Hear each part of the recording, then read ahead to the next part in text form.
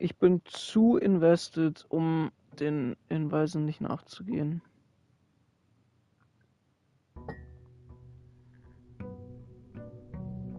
Puzzle games are my weakness.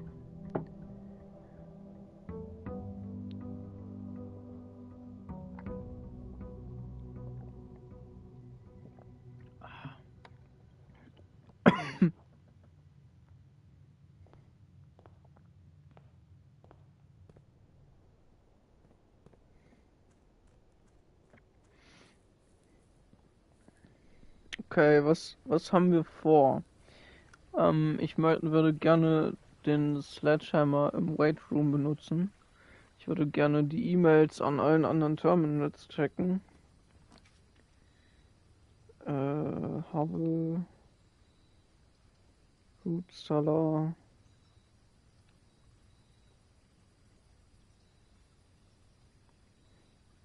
Maybe.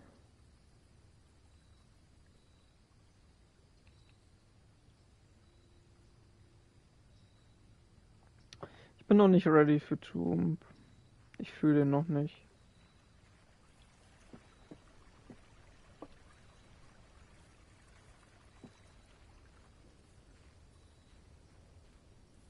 Aber der kommt noch.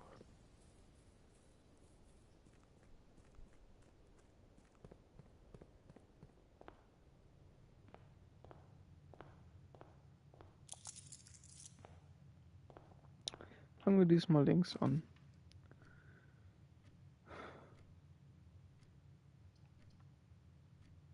Mail room is too good to pass on. Amateur Lockpick Kit und 2 Gems.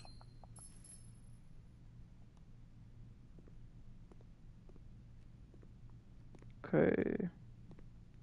Alle Briefe, die wir kriegen können, so ziemlich.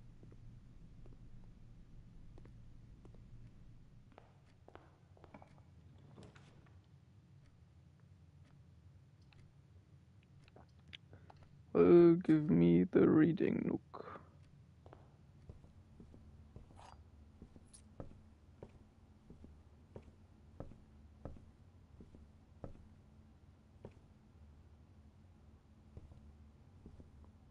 Vielleicht haben die Buchstaben auf dem Schachbrett was mit Räumen zu tun. Und es geht also bei den Buchstaben um den Raum und dann muss ich da die Figur platzieren, die in dem Raum steht, so rum. Hätten wir die nicht drehen können.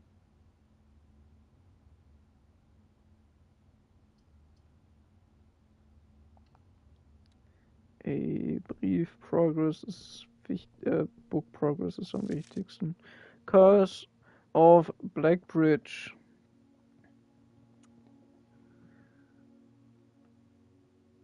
December 6. Forward. The legend of Blackbridge is one that's well known to the people of the Grand Realm, for versions of this tale have been passed down from generation to generation. With each new telling, the story has changed, becoming over the years more colorful, more verbose, as one might expect, increasingly horrifying. However, with so many renditions and unique personal touches, the task of confining and binding this tale to text seemed an ambitious and possible challenge. Over the course of my research, I've heard dozens of variations of the legend, and while the details would often change, I was surprised how much of the story's heart remained the same. Yet, the more I listened, the clearer it became that there could never be a definitive version of this tale capable of capturing all the wonder and myth of Blackbridge. In the end, I chose to write down what felt most authentic, the story my grandmother told me as a boy long ago. Jetzt habe ich meinen Controller auch weggelegt. So. Part 1, The Berry Picker from Oris. Gott, wie lang ist die denn? Are you kidding me?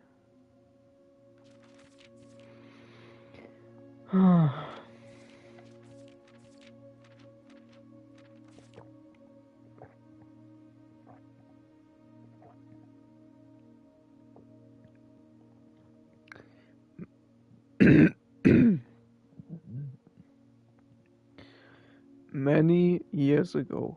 Before peace had become a familiar word, there lived a group of rogues so wayward that the locals deemed it appropriate to call their number the Unholy Hounds. They were feral outlaws composed of society's worst in a time when society was at its worst, and for each crime that fearful travelers credited to the group, a dozen more lay unclaimed, each worse than the last. For the gentry, however, who often value their coffers more than their companions, no crime could measure more wicked than the group's primary enterprise, highroad robbery. One such member of this so-called band of rogues was a boy of 13 years, Jasper, who had not been lucky in life, having lost two brothers to war and parents to famine. In the years of hunger that followed, Jasper lived in a gutter behind the churchyard, relying on the nourishment of scurrying bugs and weeds harvested from the cracks of the alleyway to sustain his pitiful existence. It is not surprising that a child aiming to escape such hardships would take any easy road out. An easy and well-traveled road paved with temptations leading out of the city and into the gentry lands where loose purse strings entwine with the strands of salvation and glisten equally with the hope of opportunity. It was this road that eventually led Jasper to the end of his youth, a hidden cave at the bottom of Black Bridge Canyon. It was here that he met his surrogate family and saviors, that notorious gang of godless outlaws known as the Unholy Hounds. Despite the hardened circumstances that had led him to his vocation of banditry, Jasper was surprisingly tender-hearted and was often teased by the group for being too kind for such an ignoble life.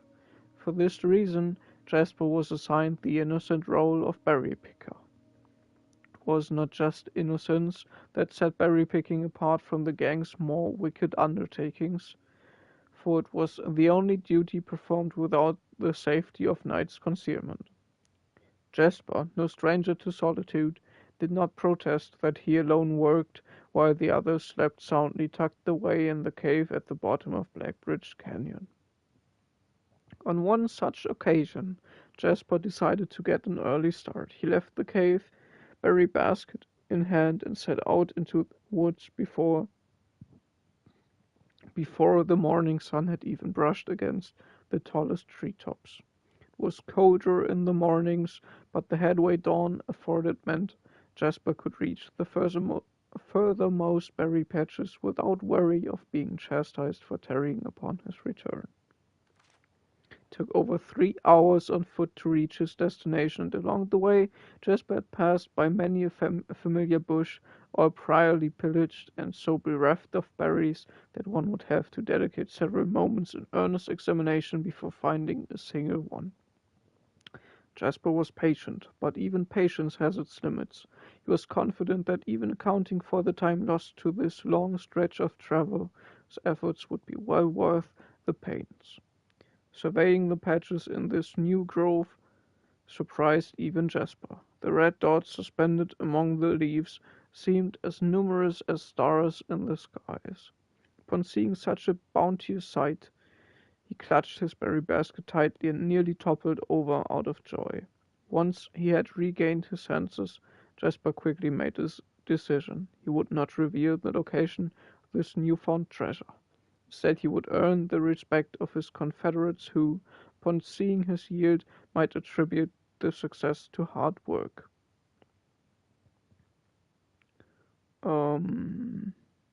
Smiling at his plan, Jasper set off to fill his basket and was making steady strides in this task when the sound of thundering hoofs interrupted him. A carriage is approaching. The thought of it made Jasper freeze. Had he been so enchanted by his discovery that he had neglected to observe his surroundings? How could a roadway be so close? He ducked down and crept forward, the impending sound hiding behind one of the larger bushes nearby. It was only a moment more before the sound source revealed itself. Within 50 paces of where Jasper hid, an elegant carriage with gold trim came soaring around a corner of trees, led by two beautiful white horses and conveyed by a stern-looking driver seated atop the vehicle, flaunting The most sophisticated regalia Jasper had ever seen. It was not just any carriage, it was the royal carriage. Even without ever having witnessed such a sight before, Jasper was certain. This sight had so transfixed Jasper that he stood awestruck, unable to tear away as the carriage approached. The little concealment the bush provided was soon proven unequal to the driver's lofty perch. Upon spotting the boy, he pulled the reins with such effect that the noble steed slid to a sudden halt with precise control. "You, boy, get out from behind that bush!" he shouted with a rigidity that betrayed a modest amount of fear. "You startled me half to death, coming round the bend of my own drive, and me seeing such an unfamiliar face in a place where there ought not to be any face." Jasper quickly contemplated running. The man was much older, and his dress was suitable for courtly behavior, not dashing through the bramble and mud. I I was picking berries." Jasper raised the half-filled basket up to allow the driver to see the proof of his words. The demeanor of the man suddenly changed. It was a change that Jasper was familiar with. He had many times seen the same stern expressions on the most fiendish bandits melt away when presented with a berry basket. Any suspicions that the driver might have had instantly evaporated, for even the notion of a member of the unholy hounds picking berries seemed farcical. The softened expression even made allowances for a smile. "Berries, eh? Say you couldn't have picked a better spot for 'em, could you? Used to pick berries here as a boy?" Jasper took his cue to finally step forward out from behind the bush, proudly brandishing his basket. "I know. What luck I found them. I've only just begun picking, and look how many I have. It would have taken me fourfold the time back home to procure this number." The driver bent down for a closer look. "Where is your home, boy? Must be quite far." Jasper replied with a scripted response. "A little south of Tanner Fork, just past the burnt woods." "My God, that is far. You couldn't have come all that way only this morning." It was true. Tanner Fork was in the exact opposite direction that Jasper had traveled. While that response would seem perfectly reasonable on a location closer to Blackbridge Canyon, he could see why it might seem less believable here. "Sir, I have traveled much farther for much less profit. I dare say there is no distance yet made by man that would not be worth undertaking for a price such as these. Surely you have tasted them for yourself?" Jasper felt happier with this response as it seemed to amplify the man's smile. "In my youth, often. Perhaps I took it for granted because I never had to travel very far. Even then, my father would always drive us here in our carriage, so I'm ashamed I never had to walk such a stretch to earn an equal reward." It was Jasper's time to smile. "Then let my efforts reward us both today." He raised the basket even higher. "Taste in memory of your youth, sir."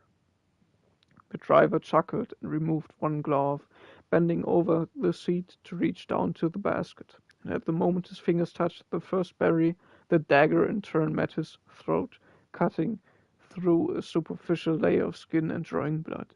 Jasper caught the man's startled eyes. "For that taste will have your purse, sir, in memory of my youth." The driver's arm had gone stiff, his chin raised and trembling, more frightened than he had ever been before. Whether unable or incapable of speaking, he did not respond to the boy. Perhaps he did not think his jaw could afford to be engaged at this particular time. Jasper let the basket drop, freeing his other hand to probe the man's pockets. "Do not mistake me, sir. I will not kill you if you give me no cause, though I will admit the thought of taking a carriage and leaving you the indignity of walking appeals to me." Unable to find a purse in the man's coat, Jasper pivoted to search the seat under him. "Why have you no purse upon your person?" The driver slowly raised his hand cautiously, pointing toward the carriage door behind him. Jasper lowered the knife's edge a small degree to allow the man to speak, which he did in turn softly.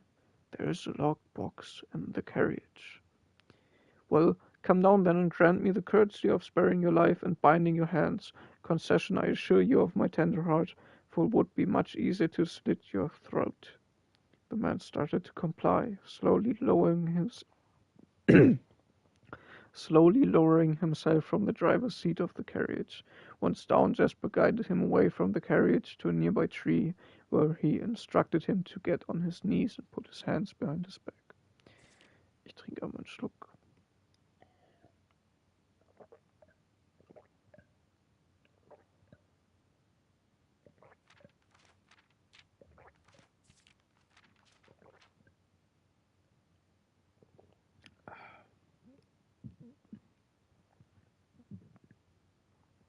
Excusing his inexperience, the man indulged Jasper while he figured out how to adequately bind him. The smile and kindness Jasper had seen on this man's face, now nothing more than a distant memory. In their place, cold, dark eyes displaying no emotion. I wonder, should I grant you the same clemency you are showing me? Jasper stopped, surprised by the question, but ignored it, secured the final bindings, and then hastily returned to the carriage. With one hand on the door's handle, he turned back to the man. If there is no lockbox, there will be no clemency. Inside, the carriage was surprisingly dusty and unswept. A stark contrast to the elegant and polished golden facade of the exterior. It had apparently been many years since a passenger had enjoyed passage in this vehicle. This all but confirmed what Jasper had suspected. The driver of this carriage was not a liveried servant in the employ of some greater master. Any curiosity that this observation might have further produced was quickly abandoned upon seeing what rested under the carriage's back seat, a large wooden lockbox. Despite its hefty appearance, the box was surprisingly easy to handle. Within a few minutes, Jasper had dislodged it from its hold and carried it out into the sunlight. Inspecting the box carefully, 2 observations were made. Totemic symbols found carved on all 4 sides of the box hinted that the box was very old and likely not created by Arindian hands. Reminded him of artifacts from the old world and was presumably crafted in one of the ancient realms. Secondly, the box was secured by a rusted yet robust padlock and would not open easily without a key. Jasper looked over to see the driver quietly observing from his indentured position. Do you perhaps have a key you can provide me to open this box? Without emotion, the driver replied, There is no key to that box. Jasper stood up. Easy enough, then. He headed over to a nearby rock of sizable dimensions and lifted the stone up, carrying it back to the box. There was ever a time when that lock had been resistant to brute force. It wasn't recent. With one hit, the stone had completely shattered the rusted lock. He bent back down and opened the lid. Inside was an effigy, a crude figure chiseled from stone. Without too much deliberation, Jasper bent down and picked it up, somewhat surprised how heavy it seemed, given how light the box had felt. Having expected to find something more akin to gold or gems, looked questioningly to the man, hoping to find an explanation. The driver's smile had once again returned. You are cursed, boy, for deadly is the stone. You have opened that which should have never been opened, and you are cursed. Jasper carried the effigy over to the man and shoved it in front of his face. What is it? That's one. Feeling his disappointment rising to anger now, Jasper tightened his grip on the effigy. One what, you mumbling enchanter? And in God's name, why have you no purse upon your person? The man did not seem intimidated. 1 pace. He paused for effect. 12 more and you will be dead. He only had a second to flinch before the effigy struck him in the head, put an end to his cryptic ramblings. There was ever a time when the old man had been resistant to brute force. It wasn't recent. Jasper looked down at the sculpted stone figure, now splattered red. Was it cursed? Was he cursed? He had of course heard stories of curses and had never doubted their validity in the past, but now that he was standing face to face with the possibility of being cursed, his mind pleaded with him to be skeptical. And if he was cursed, what difference would the knowledge make? A dozen more paces would not be enough to find another living soul, to say nothing of the chances of procuring a remedy. If he did not move from where he now stood, he could live maybe another 3 or 4 days, maybe more, given the abundance of nearby berries. A plan that, if we ignore its obvious faults, might provide additional opportunities for help to come along. But what good would that do, to be discovered here, beside a body, stolen goods in hand, bloated from berries and raving about a curse that could very well not be real? No, it would most certainly be better to face one's fate now, take a dozen paces and see if life goes on. But Jasper found his legs unable to make that first step. His mind was unable to convince his limb to waste away 1/12 of his life in a single motion. Feeling the desperation sink in, he hopelessly looked about him for a solution, and if by some stroke of luck the gods had heard his plea, a miracle materialized before him, as if he found himself suddenly at the end of a fairy tale. 2 white horses and a carriage of golden trim were beside him, the answer to his immediate prayers. He laughed at his fortune and calculated the short number of paces back to the road. 4. Perhaps only 3 if he jumped. He made a quick survey to see if there was anything he wished to grab before taking the plunge. He thought about removing the driver's fancy coat, as that appeared to be of some value, but the additional risk of undertaking such a task too great to chance. And so, after a profound breath, he took his second, third, and fourth steps, though they were quite large. Seated now behind the horses, he reached for the reins, suddenly realized that he was still gripping the effigy. If the curse was real, then it would most certainly be better left here. If, on the other hand, the story was fictitious, there might be some appraisal that could be made of the figure. It was, after all, found within a lockbox, whose typical function oft secures objects of value. Having witnessed firsthand the horrors of destitution, Jasper found his mind equally reluctant to allow his hand let go. If it is cursed, I die. If not today, then tomorrow, and if I die, what care have I?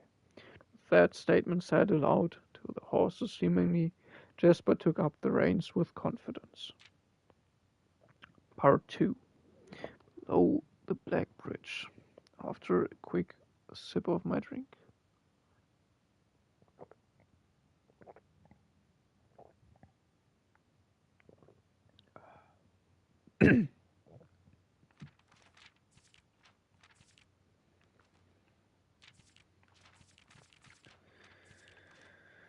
Miller awoke to some light nudging from a familiar foot. Only one person would have the cheek to waken her in such ill-mannered fashion. Shaking the sleep from her eyes, she glared up at him in the darkness but did not say a word. He nudged her again, teasingly, then stepped back into the dim. After taking a moment for her eyes to adjust to the darkness of the cave, Miller remembered she was on third watch today.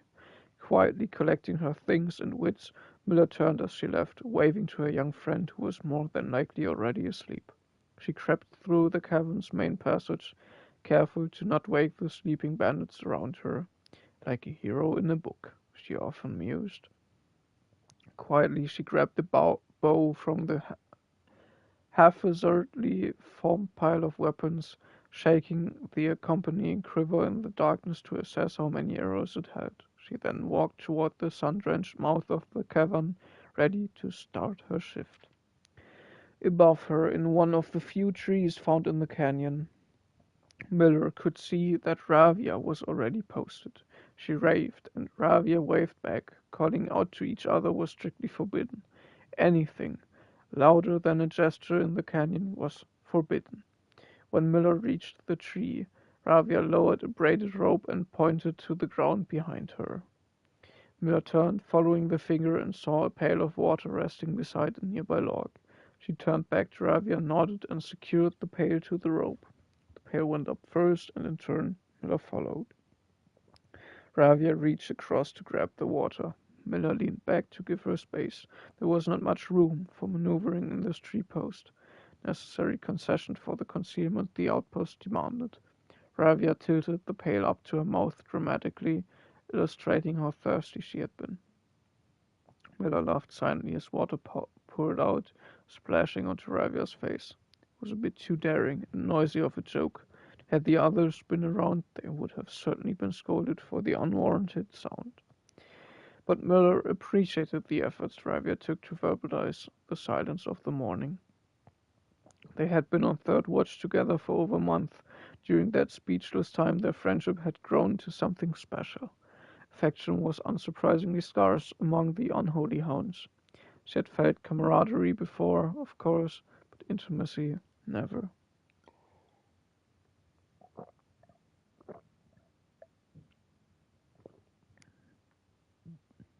From their elevated vantage, the girls could see both the concealed entrance of the cavern as well as a clear view of the bridge that spanned across the canyon. Black Bridge was the link between the Gentry lands and the northern mountains, the overpass that connected Orris and Reddington. To the city-faring travelers of the realm, the bridge was an unavoidable crossing. At day, the task was to ensure that travelers passed by without stopping. At night, the task was to ensure that they do. Like most of her band, Miller preferred the night. The biting glare of the sun might be tolerable to farmhands and bricklayers, but to a cavern house bandit it was a source of constant annoyance. In the day there was no shroud to conceal her expressions nor to hide her thoughts. She felt exposed. Ravia touched her elbow and pointed up. Miller, striving to suppress a budding smile, suddenly shook her head in response. There were many signs that the unholy hounds used in lieu of words, but the two of them had developed an extended vocabulary. Gestures quietly forged in the shared solitude of their month among the branches. She watched as Ravia shifted, placing her palms flat on the floorboards beneath them. Miller knew what she was trying to say, but shook her head a second time. It was often more fun to pretend not to understand. Ravia rolled her eyes and turned away, looking back to the canyon. Squinting through the leaves, the two girls held still, watching and listening. It was not long until Miller, too, heard the sounds of approach. Uh, Ravia held up two bent fingers, and a few moments later two men emerged from the bridge's southern end. They were dressed in a familiar uniform, long grey coats with black facings, white waistcoats and black tricorn hats. They belonged to the local patrol, the Black Guard. Although not an everyday occurrence, their presence at Blackbridge wasn't an unusual sight. It typically indicated an important traveler's impending passage across the bridge, information that the girls would promptly relay to their leaders as soon as the coast was clear. This report, while exciting, was rarely acted upon. In Miller's 5 years in the Unholy Hounds, she had never once seen a carriage taken in open daylight when the Blackguard was nearby. The men had nearly reached the bridge's north end when Miller heard the horses, faintly at first, but growing louder with each passing moment. Ravia's eyes met Miller's, the same concern mirrored in each other's expression. This did not sound like the typical carriage, cautiously approaching the bridge to cross. Instead of the familiar crunch of the highroad's gravel, they heard the harsh clattering of hoofbeats against stone.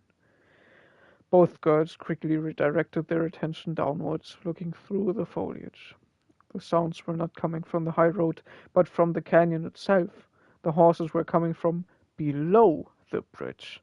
In an instant, Miller had nocked an arrow and drawn her bow. Go! Ravia was gone before the whisper had even left Miller's mouth. The young scout was already sliding down the bank below, racing toward the cave.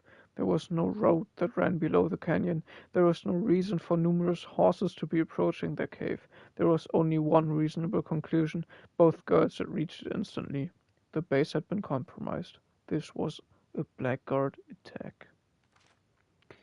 The moment the horses came into view, Miller let loose her first arrow. She was surprised to see a carriage. She had expected cavalry. Before she even finished processing that thought, her second arrow was in the air. Without a trail, it would be unthinkable for a carriage to traverse such rough terrain. Yet she watched as the wheels jolted over the rocky riverbed. A third arrow was now in flight, and there would be no need for a fourth.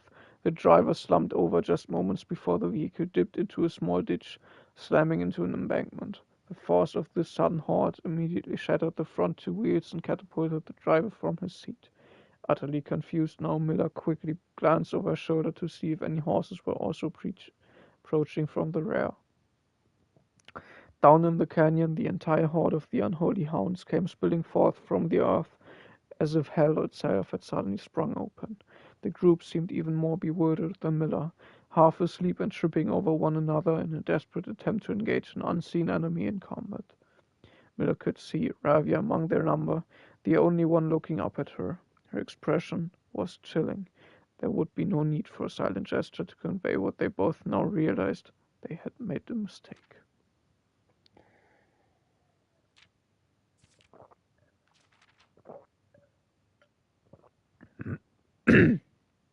The gang's chieftain, Geoffrey Heartslasher, led the others, cautiously approaching the crashed carriage like a suspicious fox would near a baited trap. There were no words exchanged as the group crept forward in customary silence. A dozen or so paces in the front of the wreckage lay the far-flung driver, arrow protruding from his broken body, and beside him, blood-stained effigy carved from stone. Miller was inconsolable. Jasper had always been her favorite.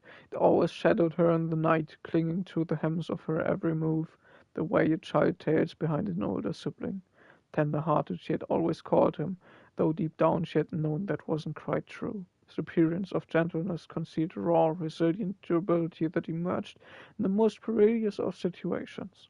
He had been a flower among the nettles of this cave, but he still had thorns, honed by a grim past and 100 hands of misfortune.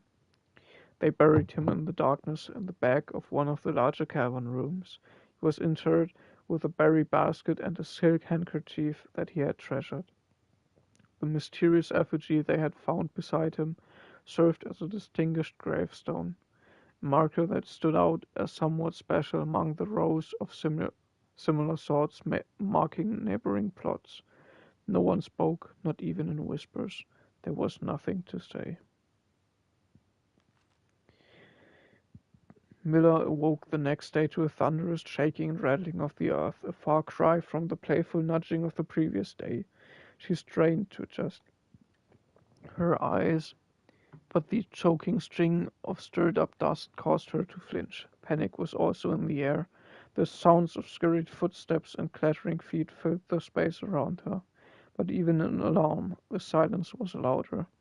What was it that sounded so strange? Miller closed her eyes tight and used her feet to guide her along the passage. The whispers around her were getting louder, and intense voices could be heard ahead. Louder speech than she had ever heard be spoken in the canyon. A growing dread grew as Miller approached the mouth of the cave, her eyes now open wide despite the dust. Shouldn't it be day? Miller felt a hand in the darkness pulling at her. It was Ravia. The two embraced, and Miller did not need to see her to understand. Ravia placed two bent fingers against Miller's cheek. With that touch against her face, Miller felt the same sinking feeling from the previous day. Two bent fingers confirmed what Miller had suspected. The girls had forgotten to relay one critical piece of information to the others. An hour or so later, the screams began. Blood-curdling cries of hopeless desperation. Captain Frederick Lee of the Blackguard looked down from the ridge of the canyon to the collapsed entrance of the cave. Ah, he grinned. Now they speak.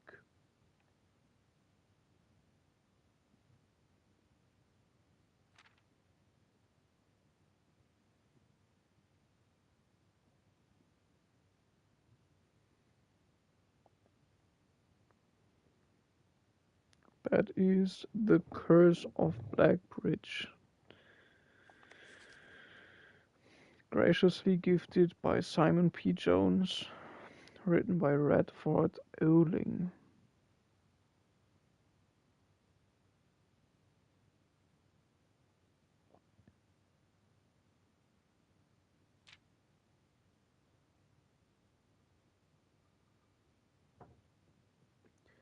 Ich werde mir das einmal abfilmen.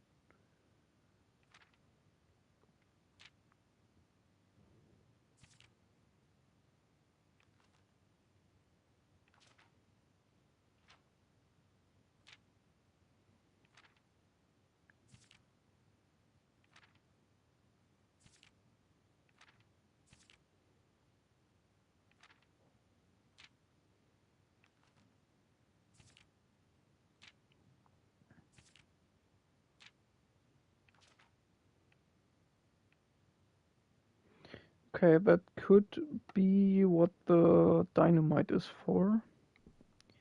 To recreate that.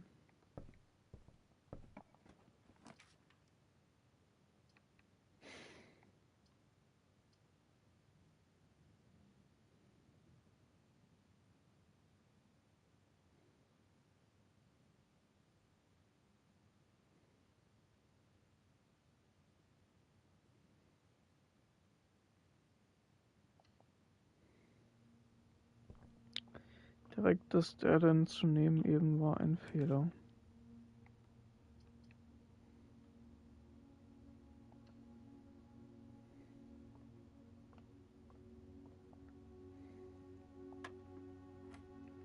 Zwölf, 9,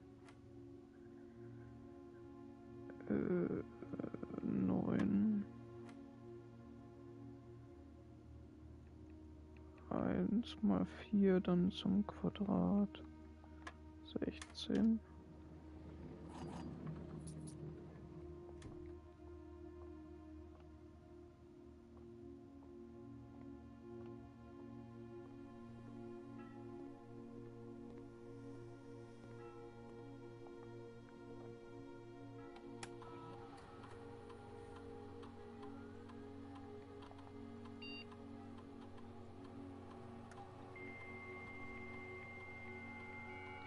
You connect them zum Network.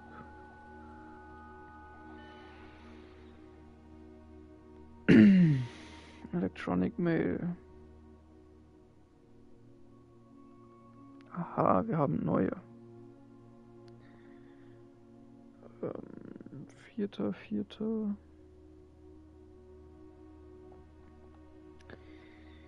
Randolph, as I know you've been conducting temperature-related experiments this past week, I've tried my best to avoid accessing my frozen stock during your normal working hours. However, on Friday I was making my famous black truffle pizza and had to visit the freezer for a few ingredients. I hope I didn't mess anything up.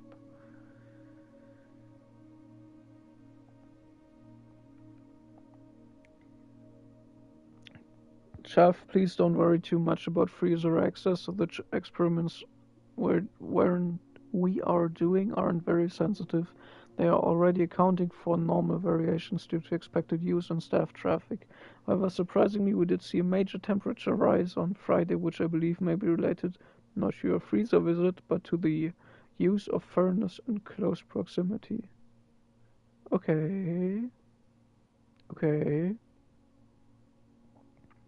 In the future, you should try to draft that a bit further away, as the temperature rise from drafting that room has a major effect on temperature in the house, even more so in rooms in close proximity to it.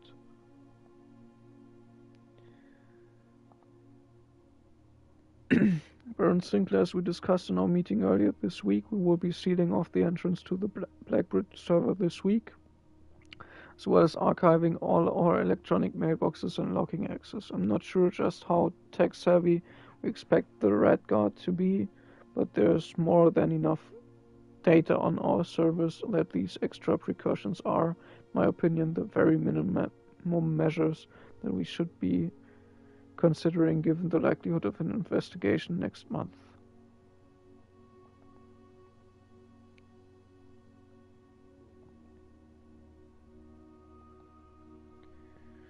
Lock it down, lock it all down. Okay.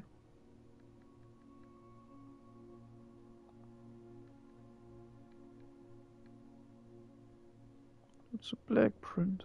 Ancient floor plans from eras long past, excavated from the depth of history, These floor plans lack the colored borders of their modern counterparts. Wo haben wir die denn bitte gefunden?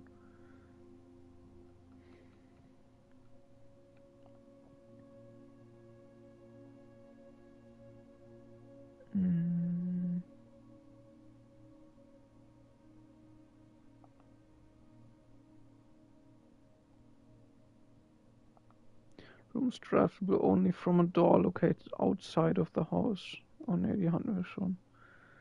Das sind die Startdinger. The state's boiler room is known as a power source because it provides steam power to various rooms in the house. Nee.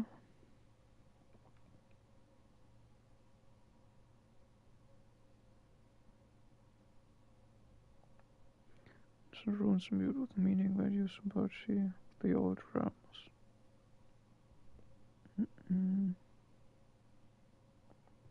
These floor plans are slightly more rare and cost gems to draft. Nope, hatten wir auch schon.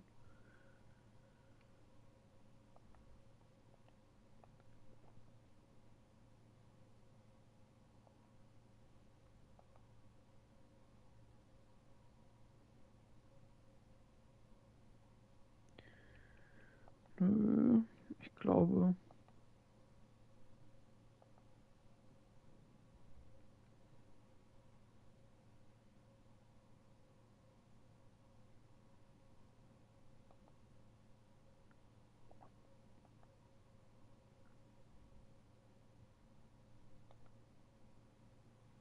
What would I like to order?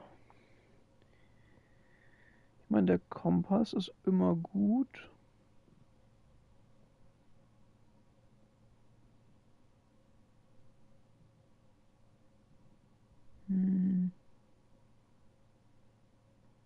Magnifying glass. Metal Detector war immer wild. Oh ja, aber Sledgehammer für den Weight Room. Klingt gut. Oh, habe ich ein Rezept-Experiment gemacht?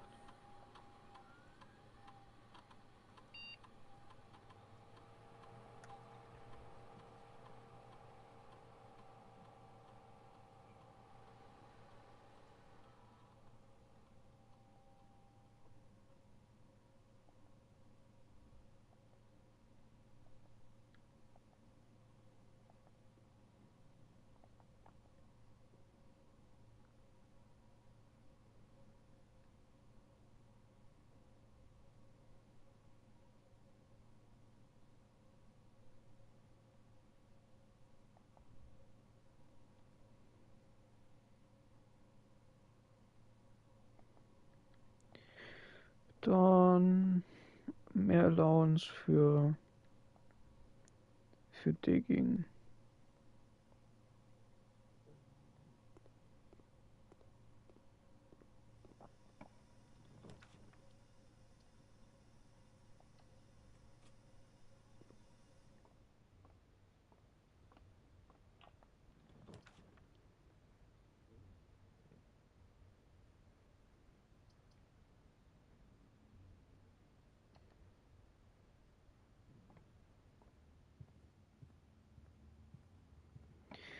Ich würde gerne den Locksmith häufiger nutzen, aber ist leider nicht drin.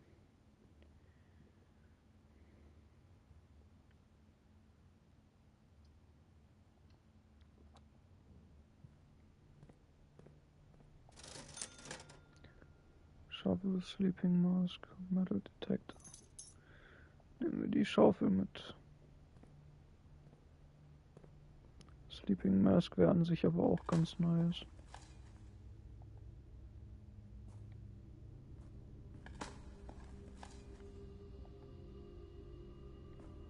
Nothing ist weder Trash noch... Ah, schade. Guck mal, da hätte ich dann langsam lieber gern den Trash.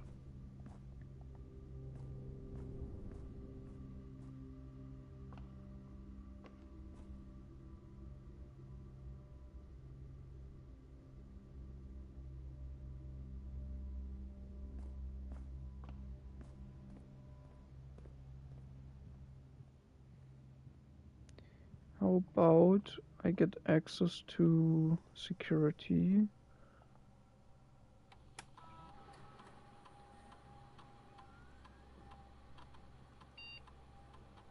Oder to...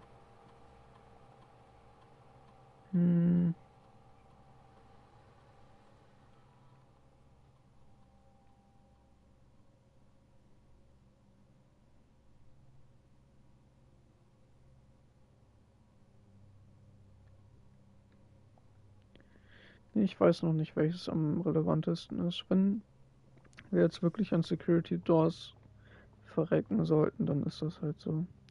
Habe ich jetzt einfach einmal ein bisschen viele Schritte verschwendet, dafür zurückzulaufen. Passiert.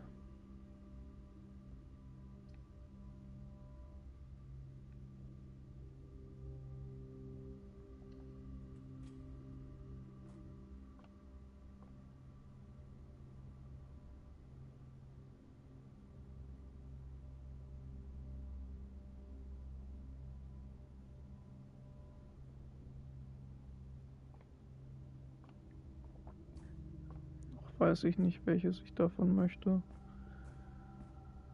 Wobei...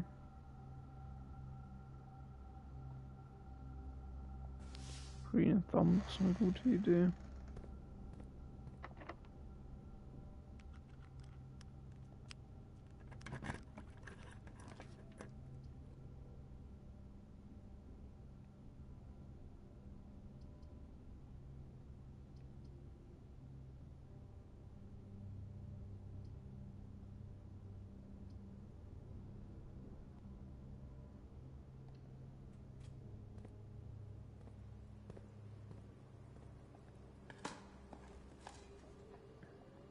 Nice.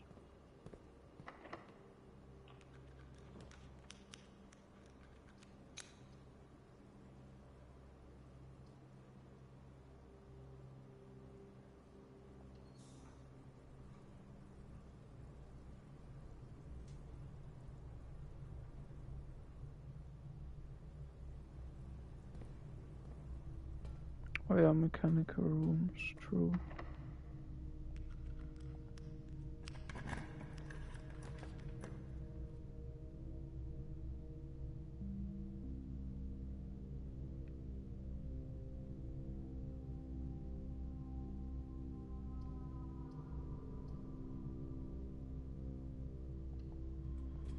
Sure, let's go with archives.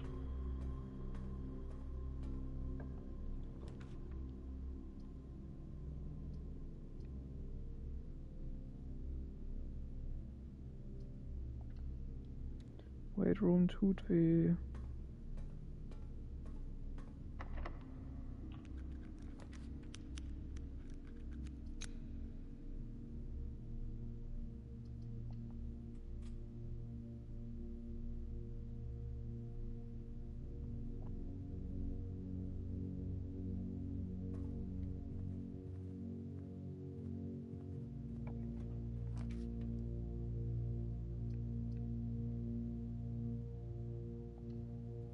Garage for keys.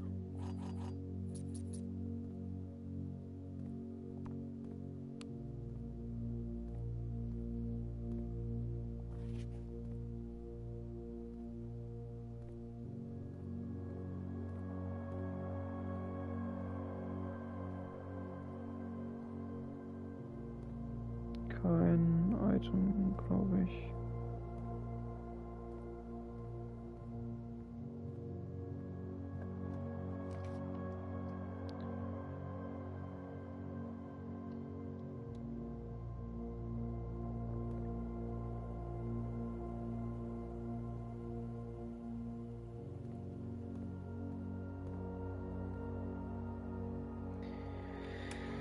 Okay, Security für eine Keycard, die irgendwo rumliegt. Okay.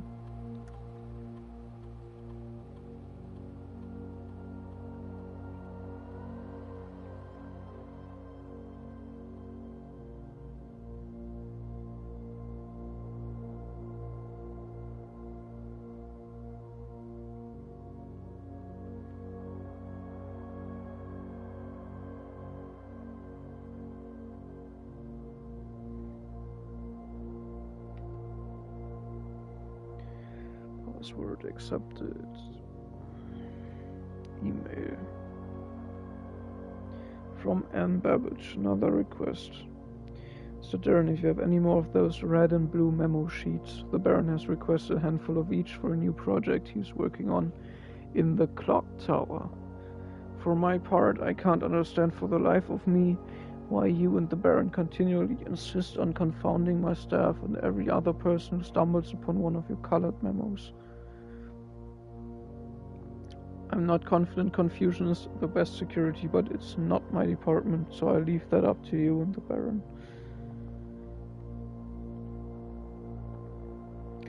Mrs. Babbage, I'd like to address one potential security vulnerability of having an anti-chamber lever in the weight room.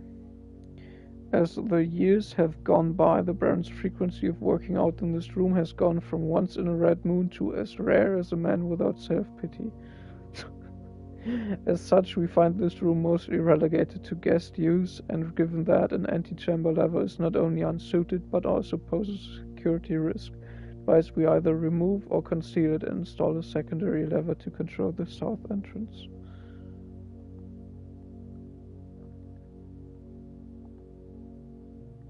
Sorry for the lagging reply, I'm still learning how to use this machine. Thanks for bringing this issue to our attention.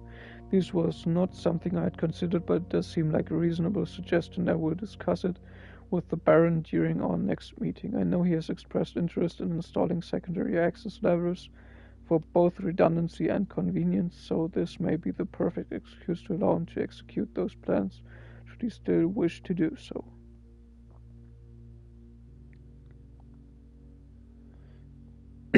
Kirk, per our last meeting, effective immediately, please suspend all security camera recordings. Live surveillance has been approved, but the Baron no longer wishes to have tape logs of activity on the estate. I know this might seem like a security risk, but I promise good reasoning is behind this seemingly unsound decision. Okay.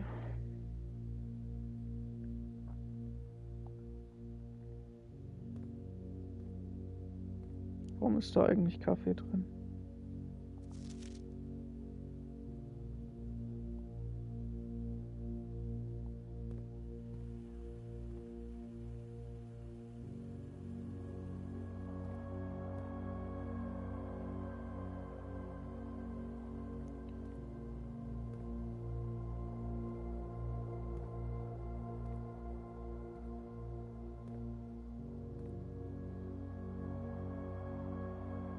Ich glaube, langsam sind da keine mehr zu sehen, die ich nicht kenne.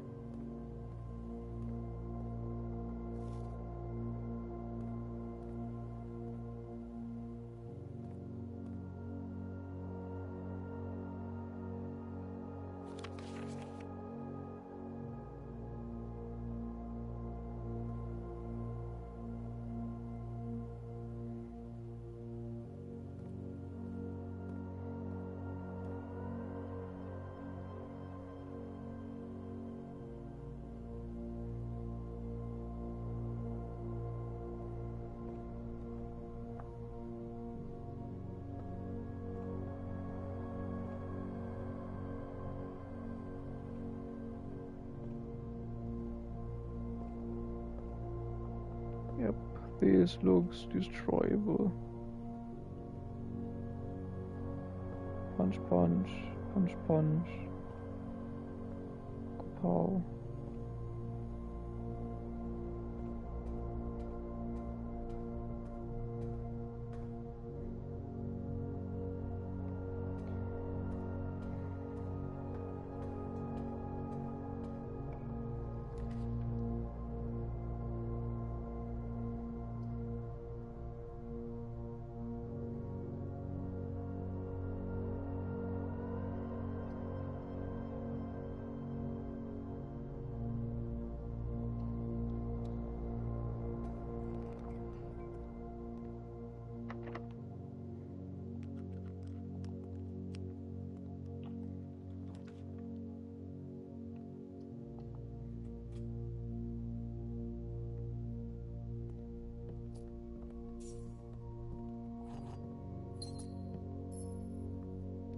Futsal, da, Futsal.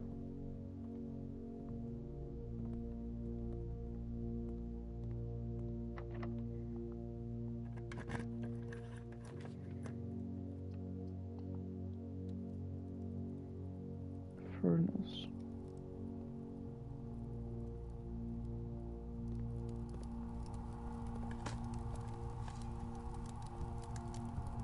Yeah, an allowance.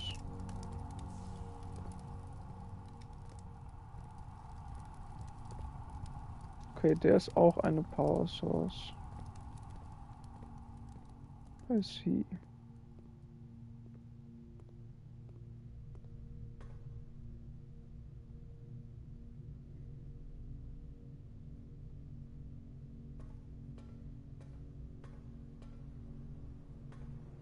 Well, that's it.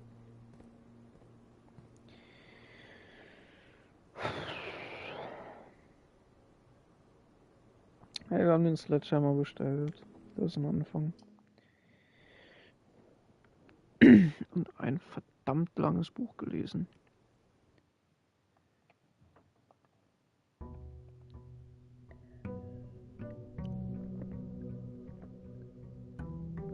Eine Stunde Folge, von der bestimmt eine halbe Stunde nur dafür drauf gehen.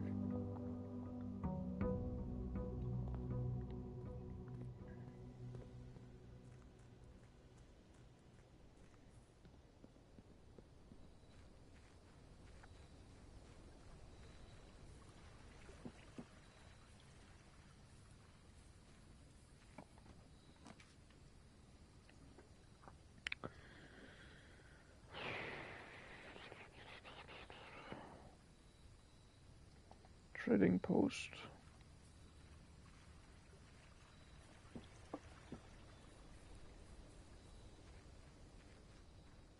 Hi. Hallöchen.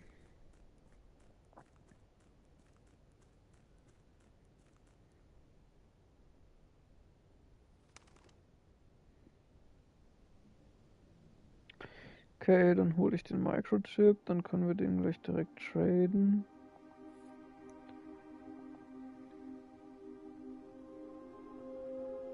Und dann...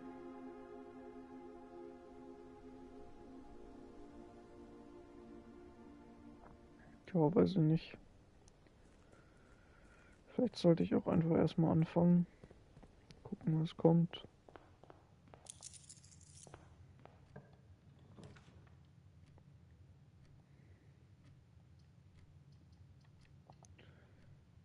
Denn für die Ausbreitung...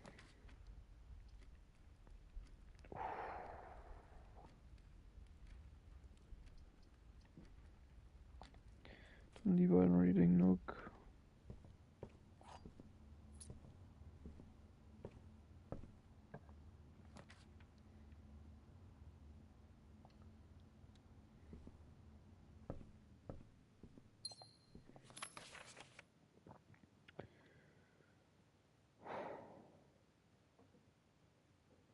Ich hoffe sehr, dass wir den anderen noch bekommen. Hier ein E.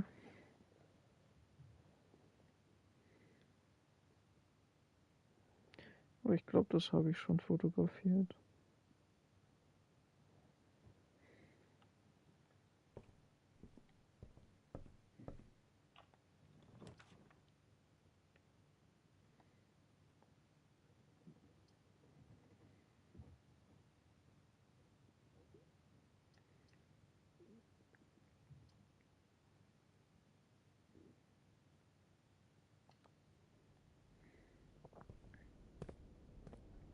Clock Tower, definitiv. Weil meine Hallways zählen ja allein.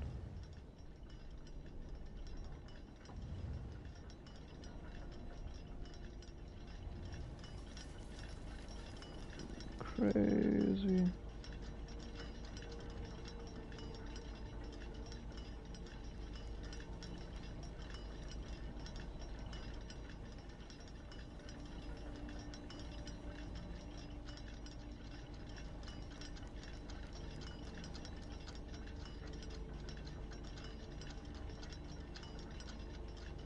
This is supposed to be this house, I guess.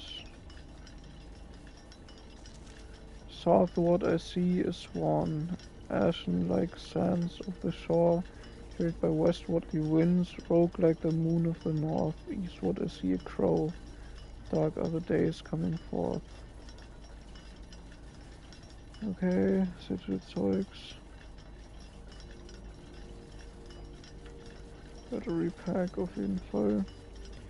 Ich mache mir nochmal ein Foto von dem Sigil Part oder so.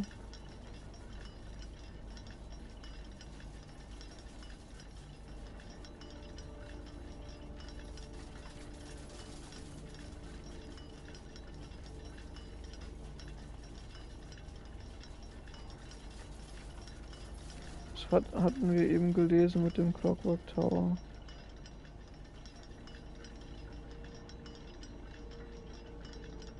Das ist schon wieder gar nicht mehr. Oh Mann, ey.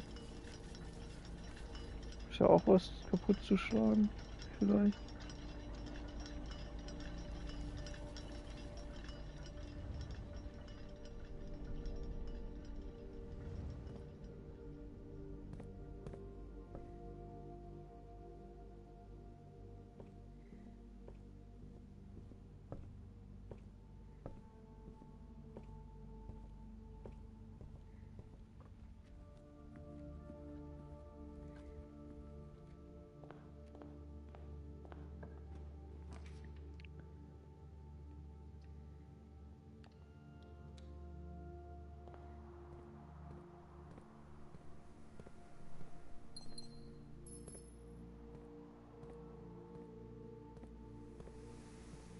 Kein Special Item.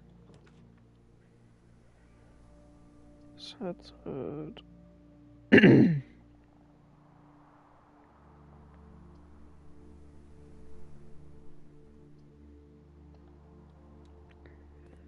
Let's use the storeroom für Forgel. Forgel hier. Okay.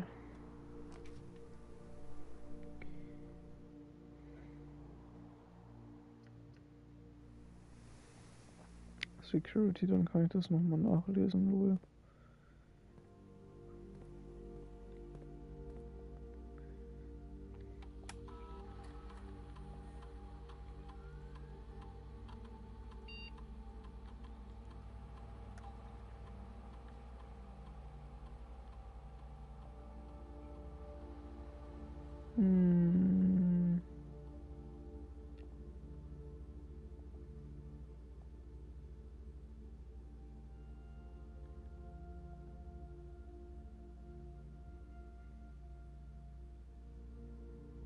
Handful of each for a new project he's working on in the clock tower. Okay.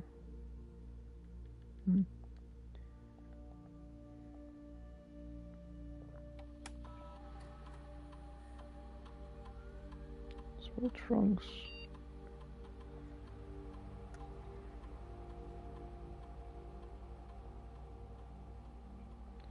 Set to low und change offline mode to unlocked.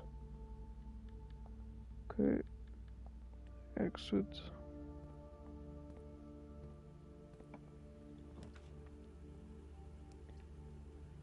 Da ist doch der Parler perfekt.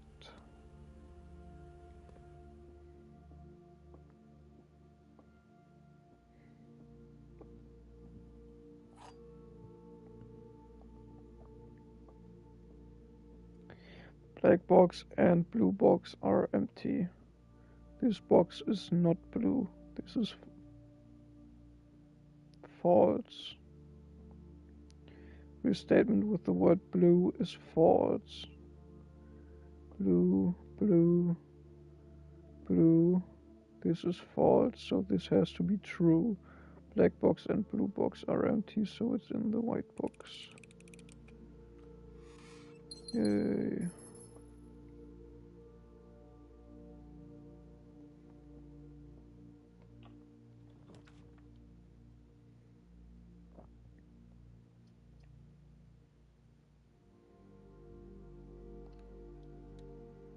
Commissary.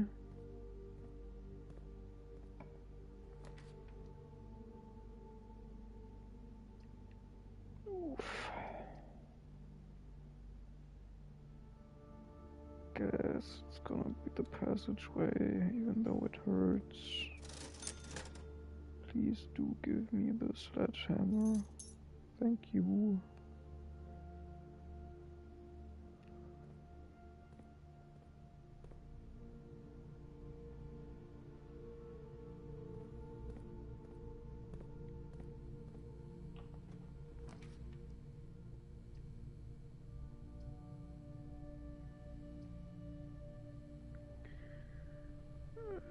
Drawing Room ist hier ganz gut, sonst komme ich nicht weiter in den West Wing.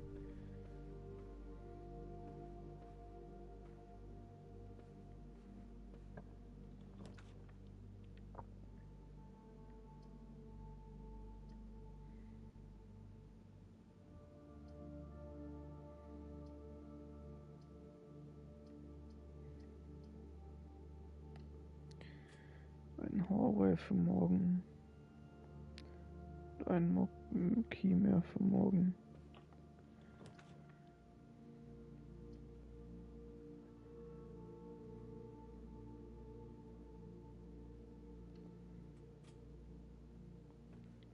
Chapel is fine.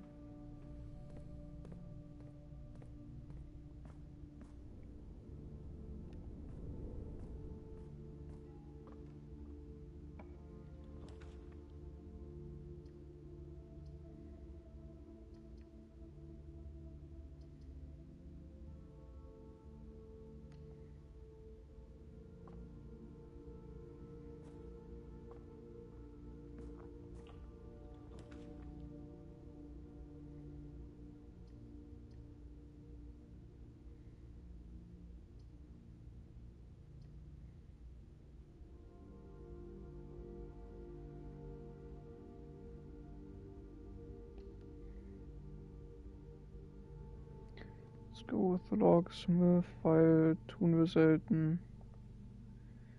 Ein Key, 3 Key, Special Key, Lockpick Kit.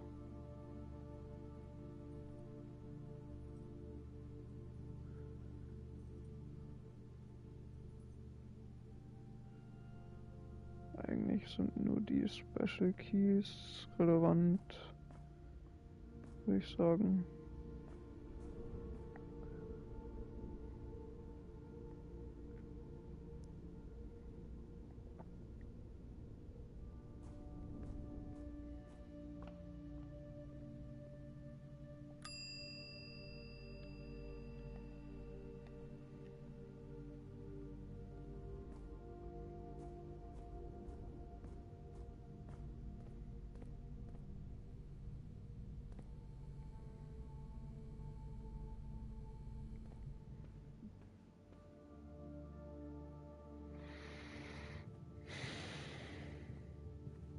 Geh mal gucken, was ich dafür traden kann.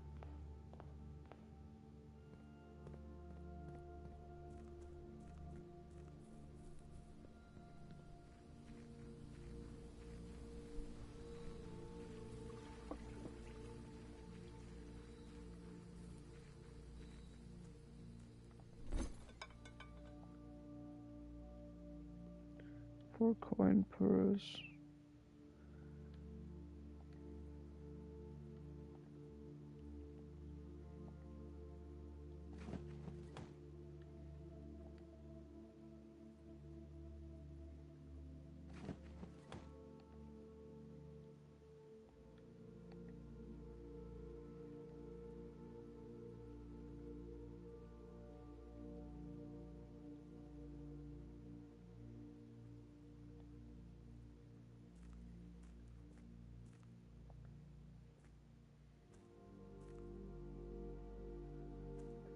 Too dangerous to pick up. Aber nicht ums anzuzünden.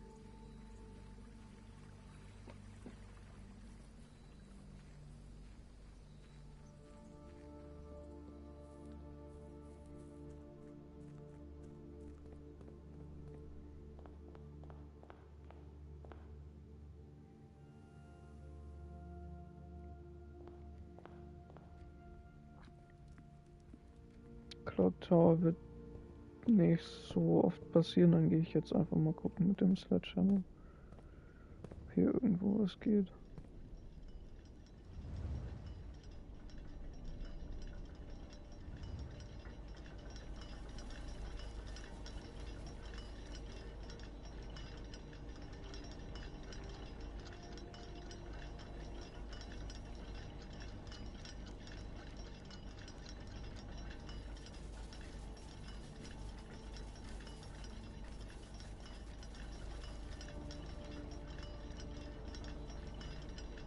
Nope.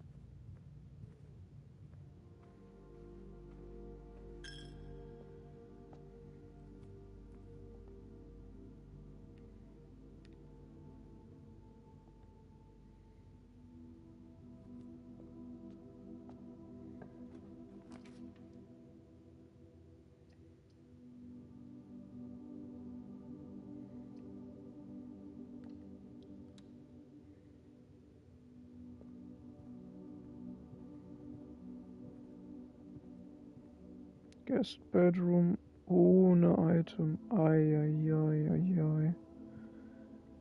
This is sad.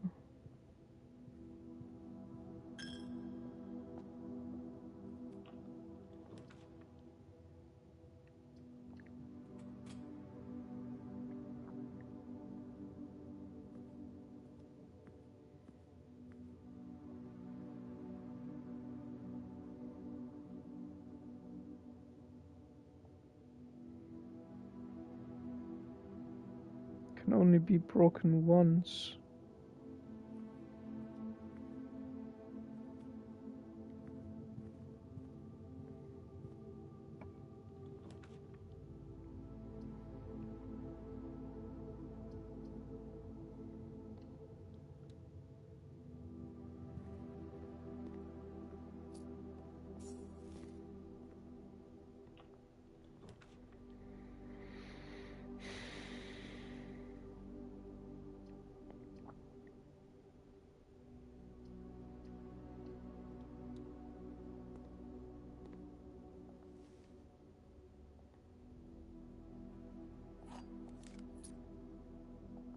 Key card, nice.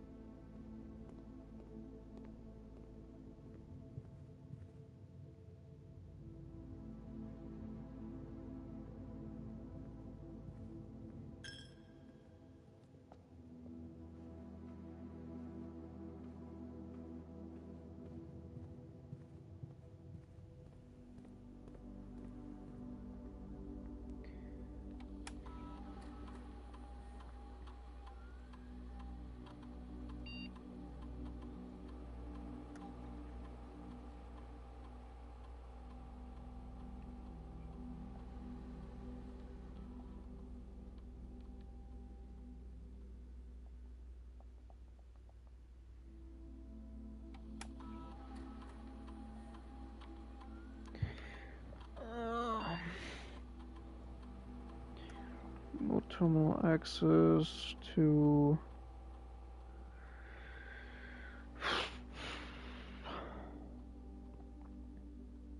the shelter. Können wir da auch einmal E-Mails checken. Office hat ja, glaube ich, keine. Oh.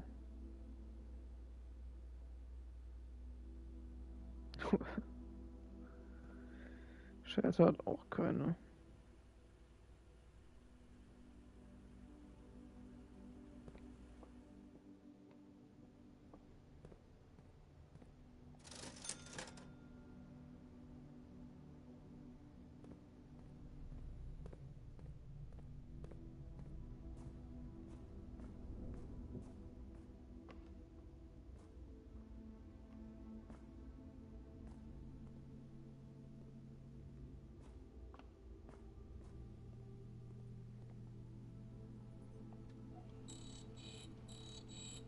Bitte nicht Silver oder Garden oder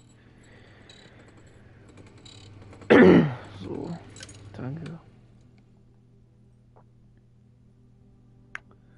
Freaking Trash.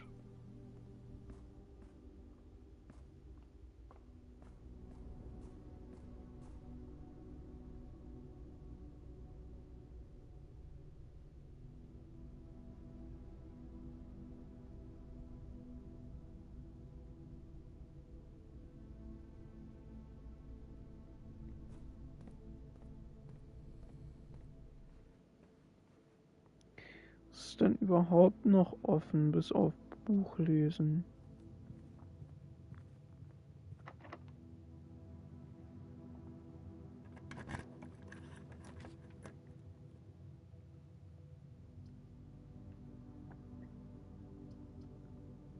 Eis ist offen.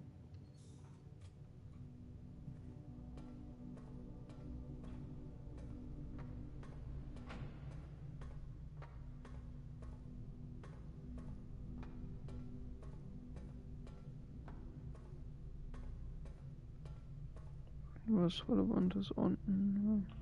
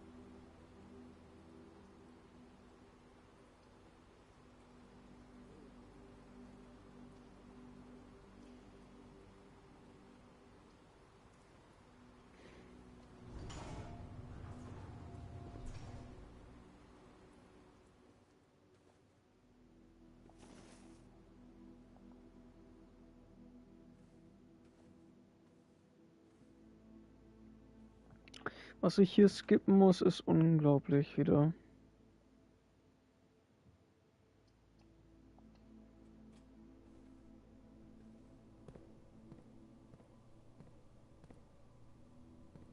Oh, locker sind wieder zu.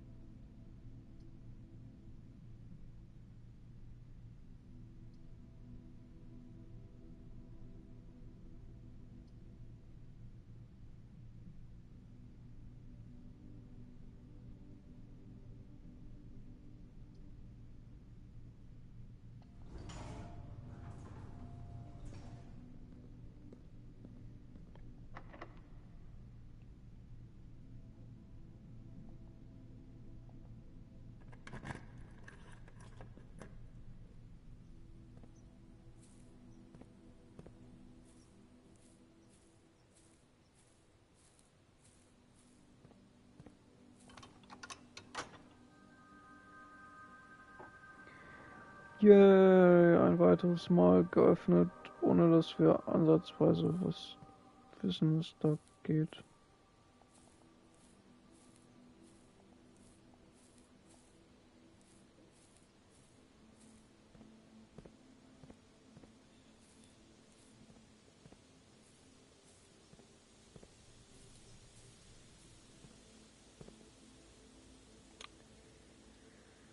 Oh Mann.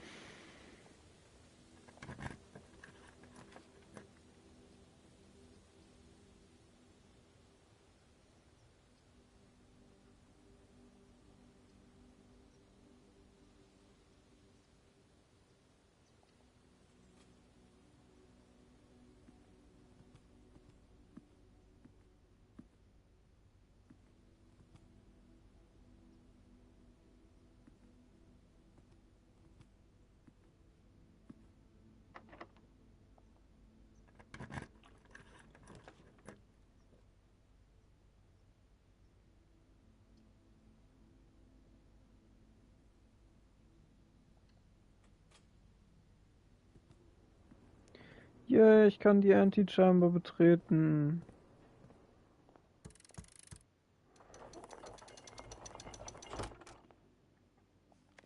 To continue up, you must go down. Basement key. Oh mein Gott, hat das gedauert. Crazy. Crazy work.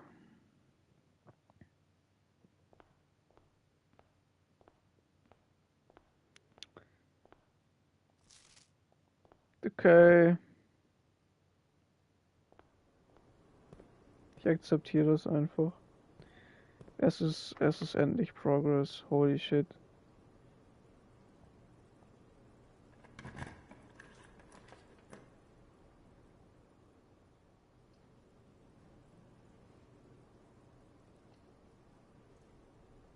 Die Sonne ist perfekt.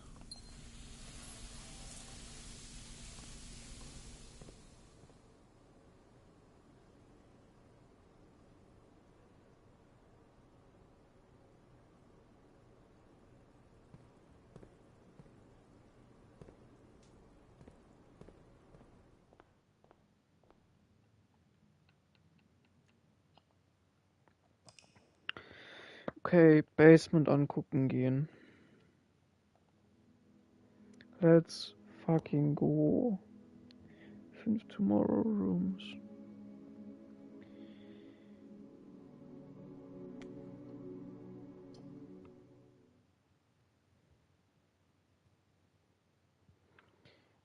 Dann ist unten vielleicht doch noch ein klein bisschen mehr.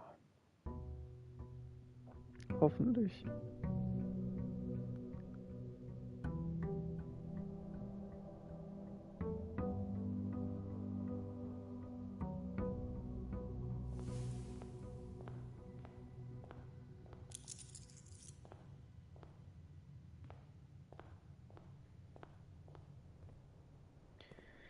Ich gehe dann jetzt als allererstes einmal hier runter gucken. Und endlich diese scheiß Tür aufmachen. Oder habe ich den Key nicht mehr? Oh fuck, ich habe den Key nicht mehr. Ich muss es dahin schaffen. Und wieder raus. Oh, Bro. Oder zumindest zur Foundation.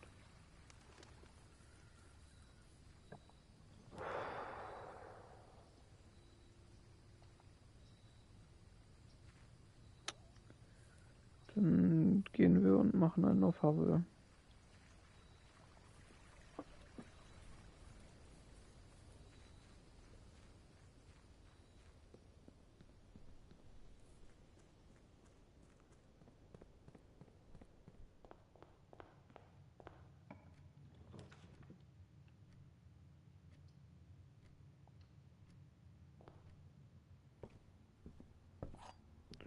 Reading Nook für Library.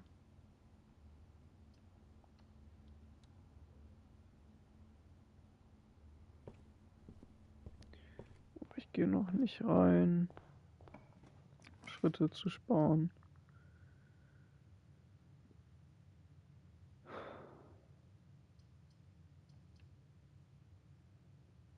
Observatory.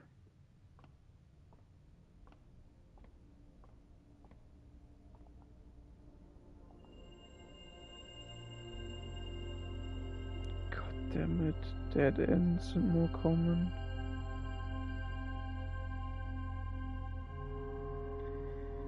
Okay, die Chests sind useful, I guess.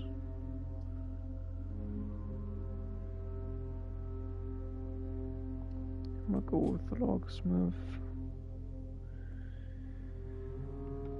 Can you give me a special key, please?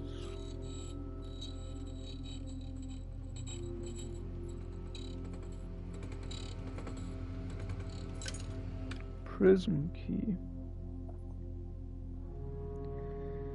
Okay.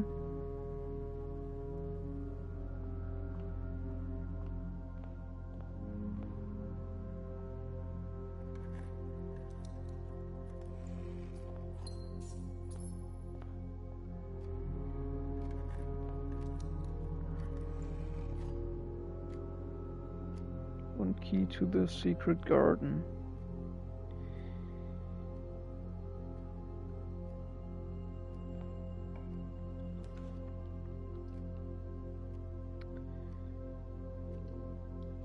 Jetzt gehen wir auf Wine Cellar und dann verlieren wir gleich alles, weil wir nur Sackgassen finden.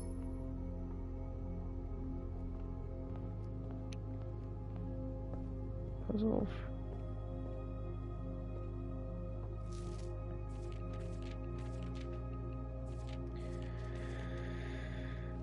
Orindia was once the name used to designate the realms of the Eastern Waters, though the term is no longer employed in the halls of politics, nor commonly known to the average citizen. Its memory flickers in the hearts those who hail from the lands that it once encompassed. Many of the elder generation in hushed circles still refer to themselves as Orindians.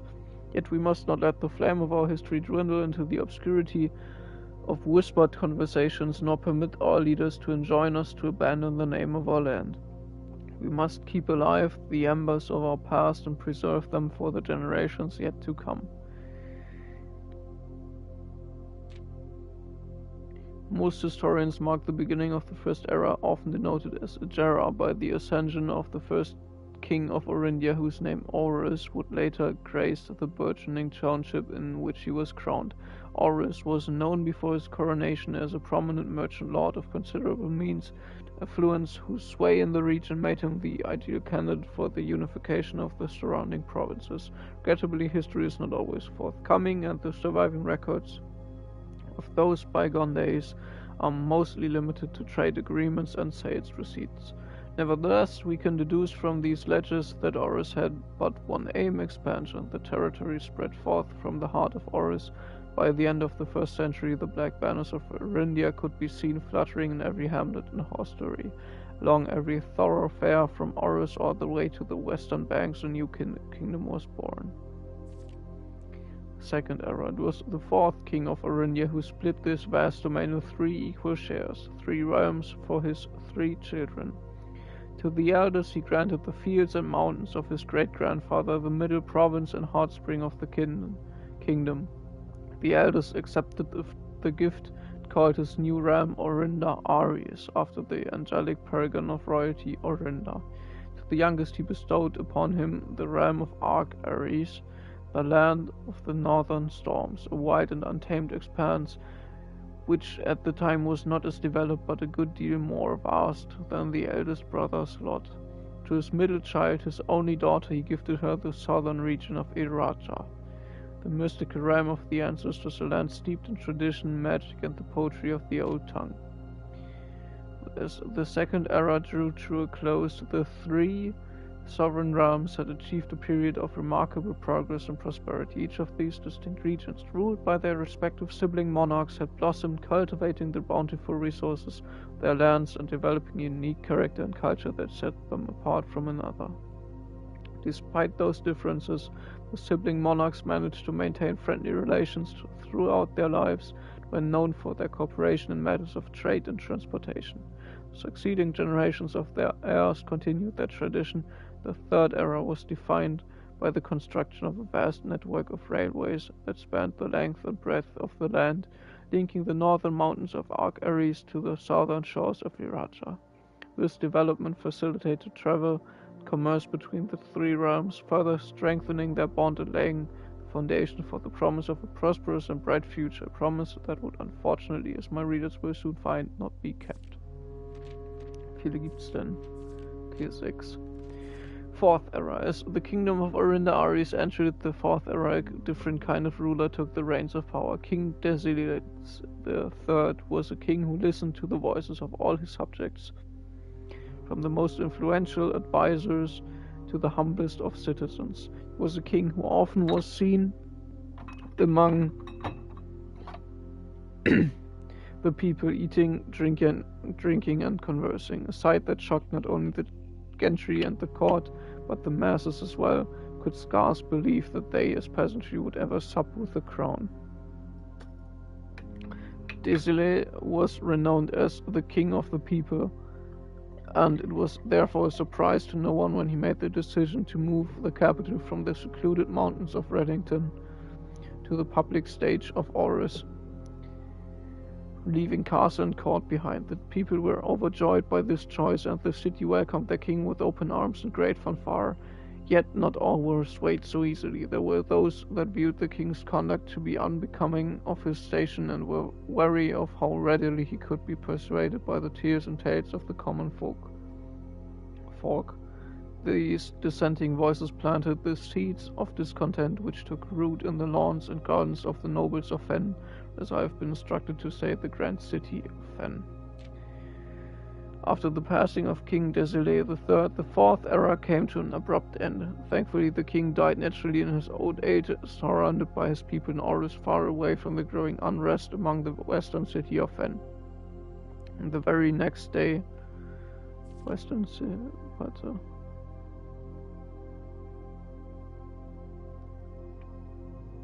Okay. Das sind die nicht zufrieden waren. On the very next day, the 6th of October, the self-proclaimed Prince Leeson of Fen declared himself the true monarch. This declaration was bolstered by a surprising number of supporters due to the fact that Desileus IV shared his father's good name but little of his virtues.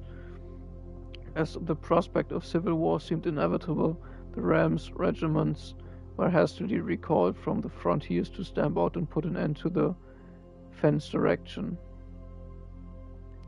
However, instead of restoring order, what ensued was a savage and merciless campaign against their own people. The gardens of Fen, once a center of splendor, were transformed into battlefields.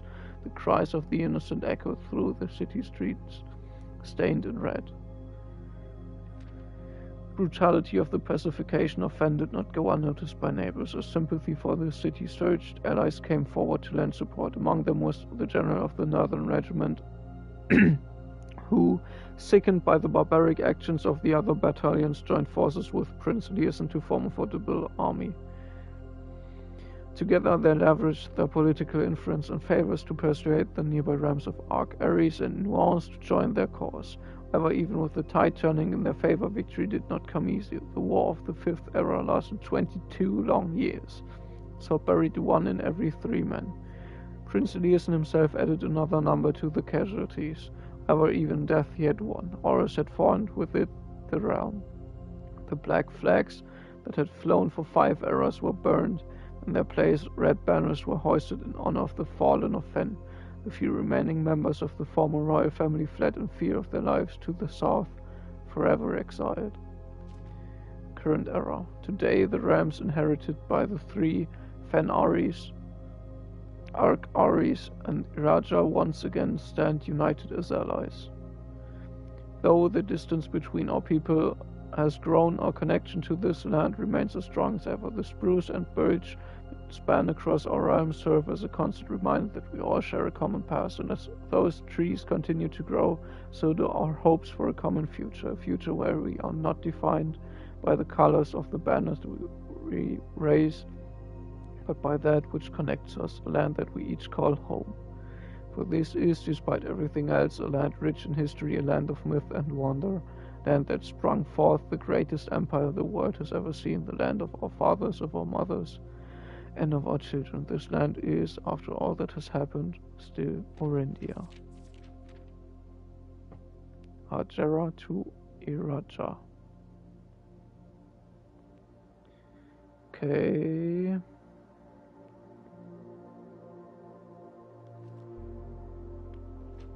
Heißt das, wir wohnen in dem ehemaligen Schloss?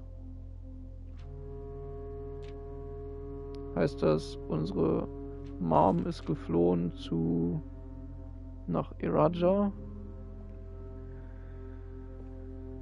And why? Fragen über Fragen.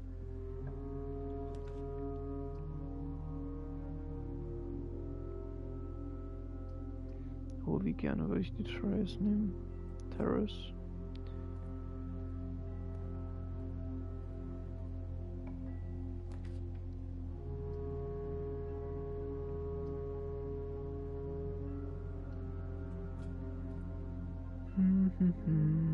Einfach nur keine Dead Ends. The gems are in a box with a false statement. Only one statement is true. Only one statement is false. If this is true, then this is false. And this is true.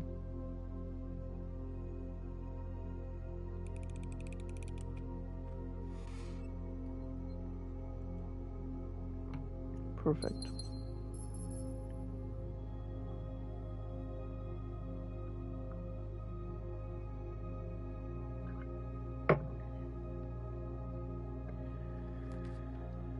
Mailroom, Pantry. Pantry ist auch eine Sackgasse.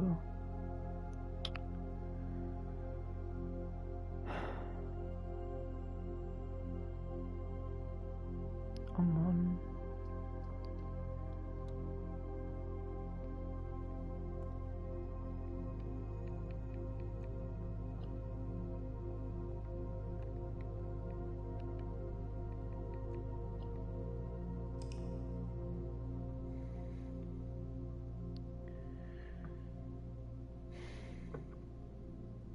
Wäre da irgendwo ein Log dran gewesen, hätte ich ja zumindest den grünen Key nehmen können. Aber nee.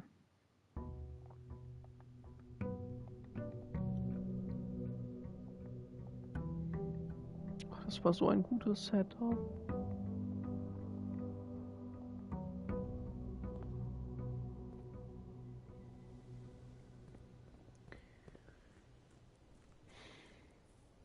Ich hätte nachgucken und die Dings nicht nehmen sollen.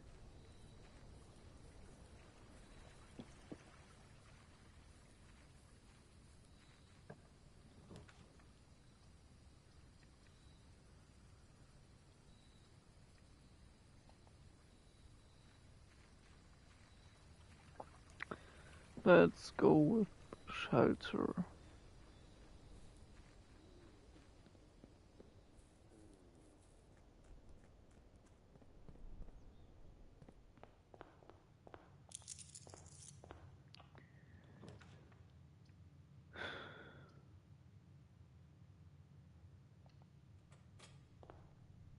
Sure. Compass, Silver Key und 2 Keys.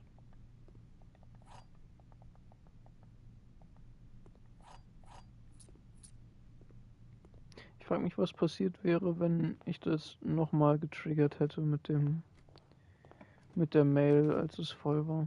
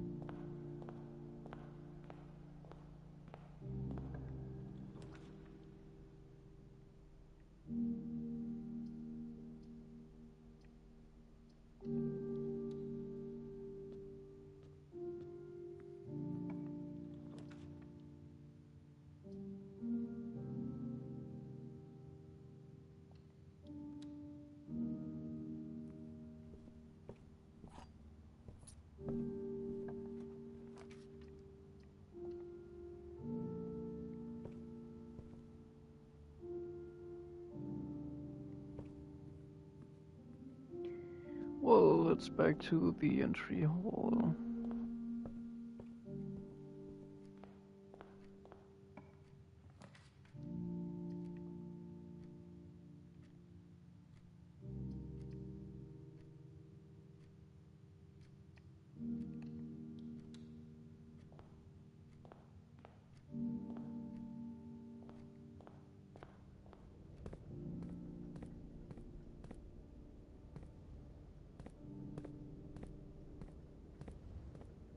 Nope, nothing here.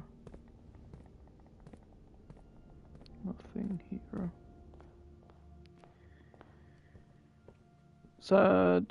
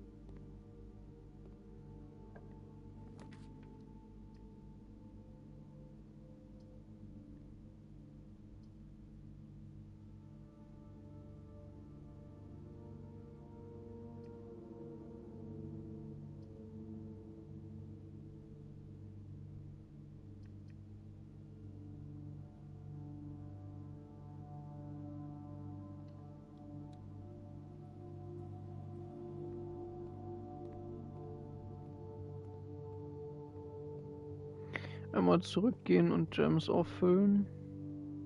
Jetzt bin ich falsch gelaufen. Shit.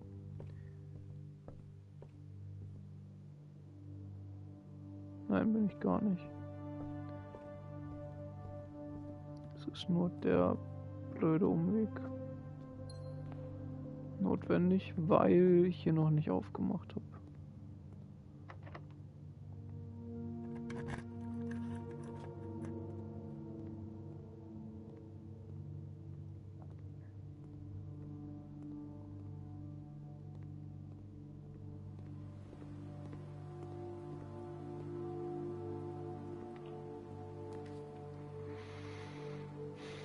Ich wünschte, da würde einfach so manchmal stattdessen eine Schaufel stehen oder so. Irgendwas, was man brauchen kann. Statt diesem dummen Kescher. 14, come on. Ist das 20 minus 6 mal 2 sind 28, durch 7 sind 4.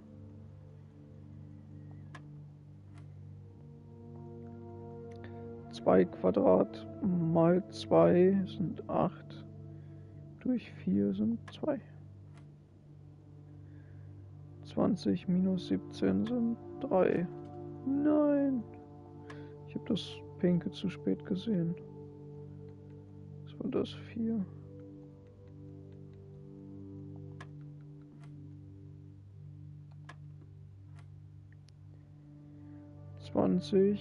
Minus 17 zum Quadrat mal 2 sind 18.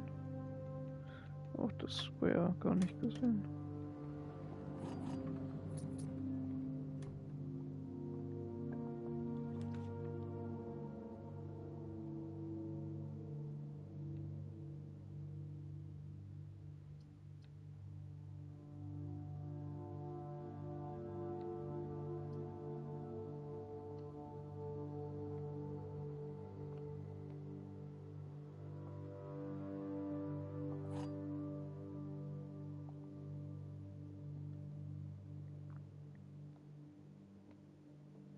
One of the other boxes is true. The gems are in the other box with the true statement. This is the only true box.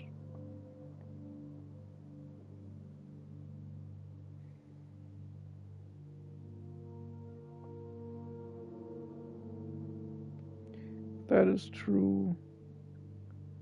This is wrong. Die sind nicht da drin. One of the other boxes is true. Das ist false. Das ist true. Das ist false. This is false. This is true. This is true.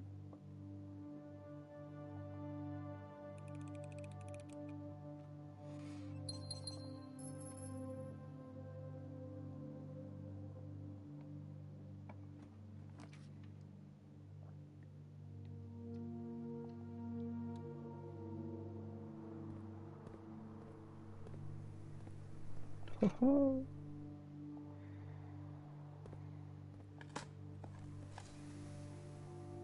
A silver key.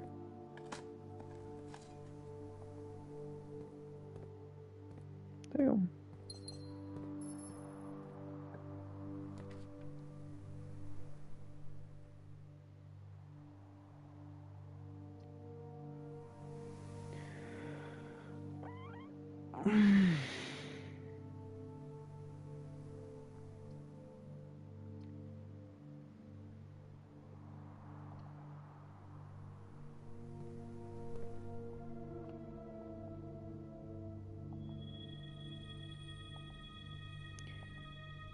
Ooh, sail is nice.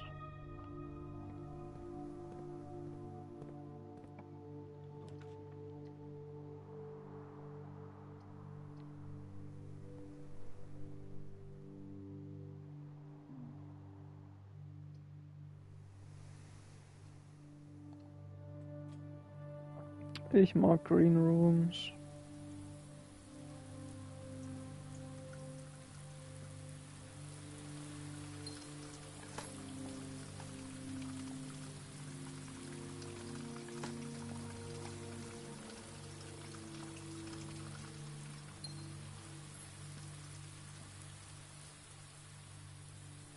Oh, die Gießkanne.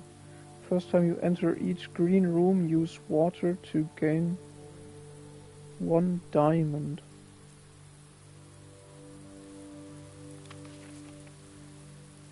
Okay.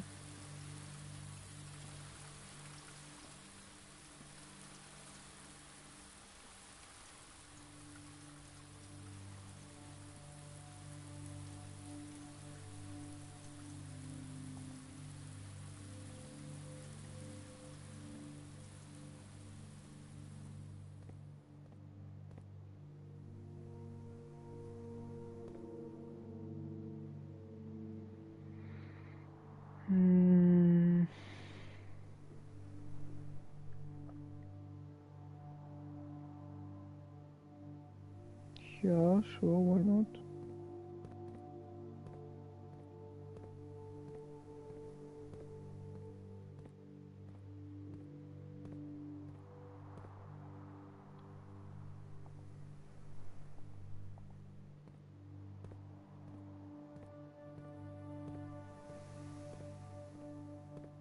Ich hätte schneller überlegen müssen, glaube ich. Egal, passiert. Erstes Mal mit dem neuen Item. Da ist das okay. Ich kann mir ja 4 Gems kaum retten diesmal.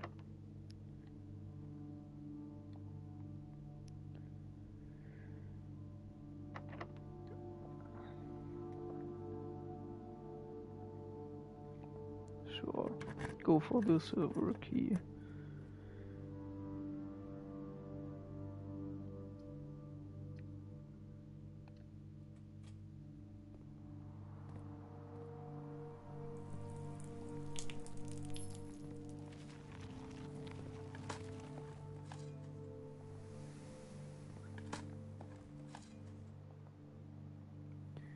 Nice, ein Key. War klar, dass nicht überall was drin sein kann.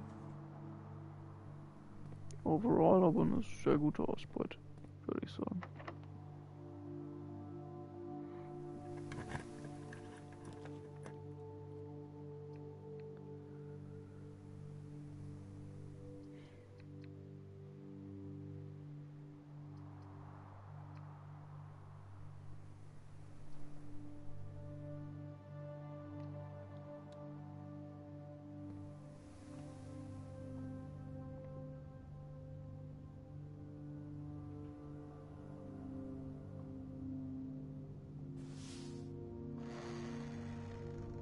Gib mir einen Shop.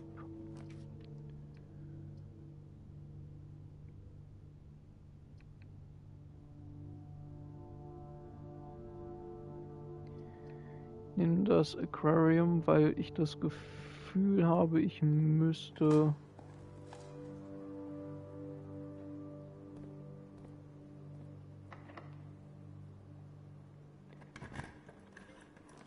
hier rein.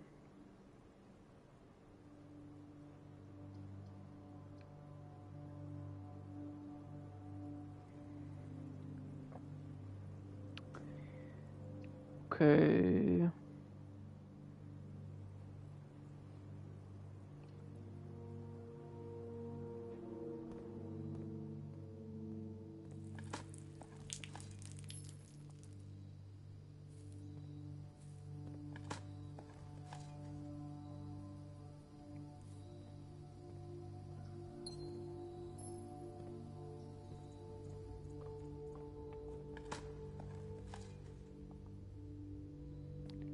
Ein Schuh.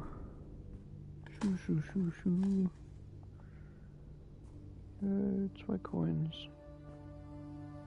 Better than nothing.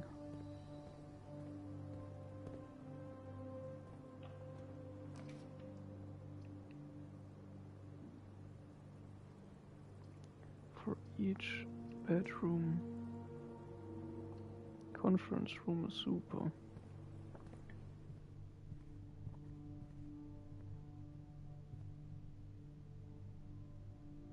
Keine Items? Ich glaube nicht.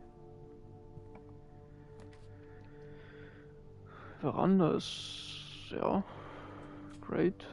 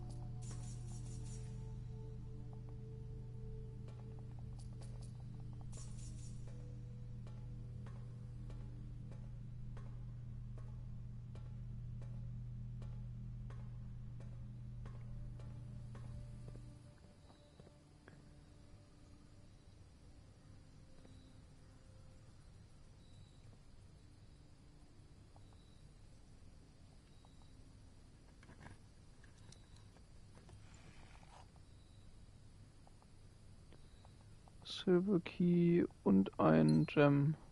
Gute Ausbeute, würde ich sagen.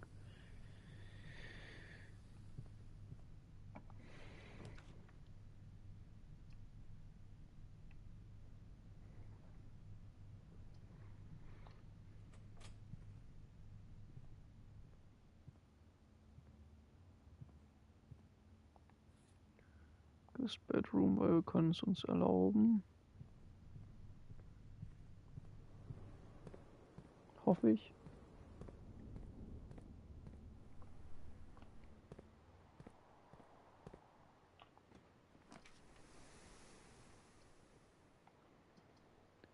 Denn ist hier perfekt.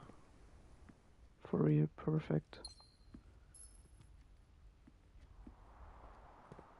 Oh, hier sollte irgendwo ein Gem liegen. Hier. Den nicht vergessen. Shit, die gibt's auch noch. Oh, ich vergesse die immer.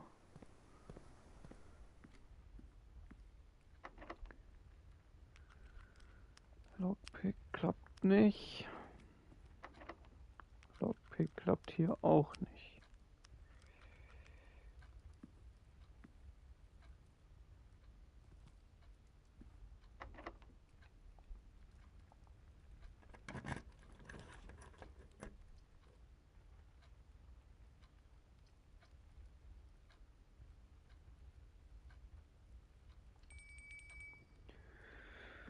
Mehl nehme ich gerne.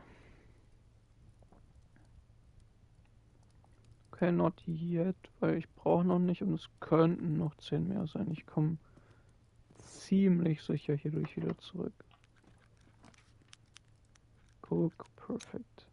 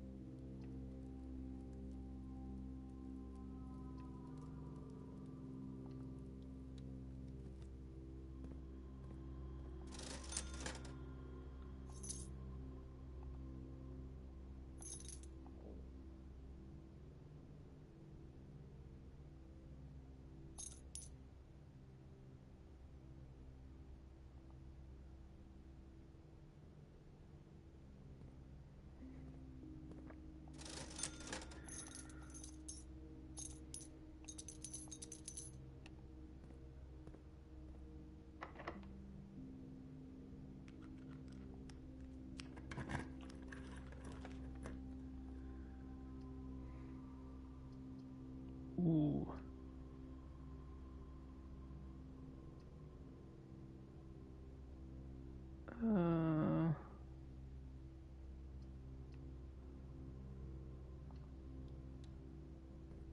Nursery, few steps. I don't know.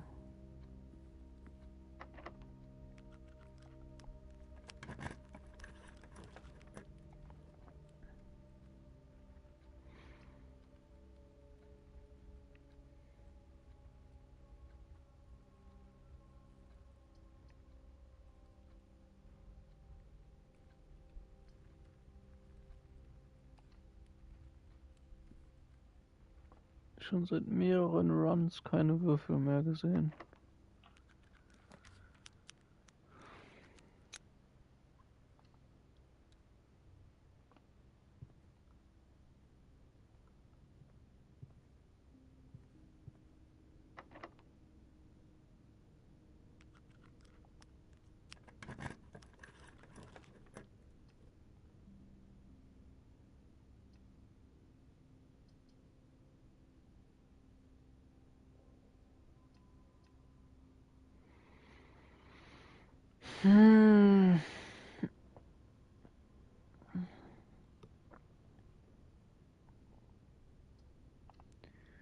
Let's freeze.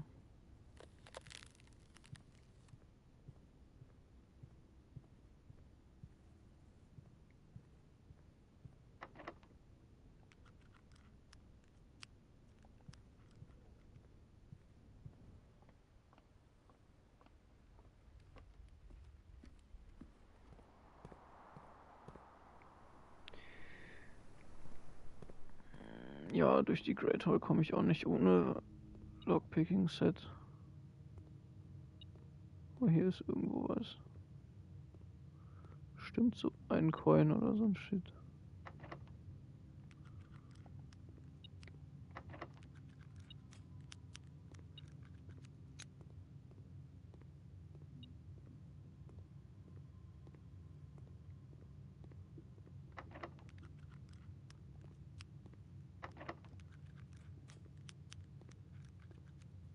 Richtig geil, danke.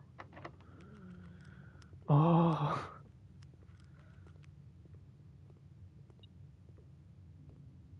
Hauptsache die komplett irrelevanten.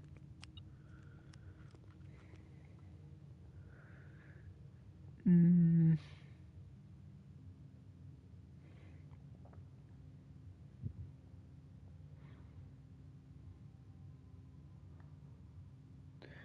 Ich kann noch mal zu dem anderen Flur gehen.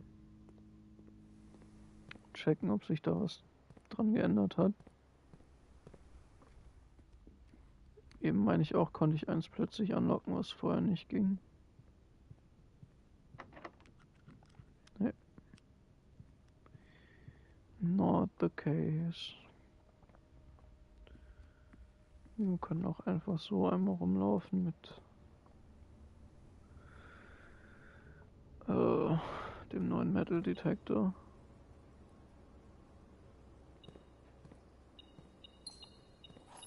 Aha.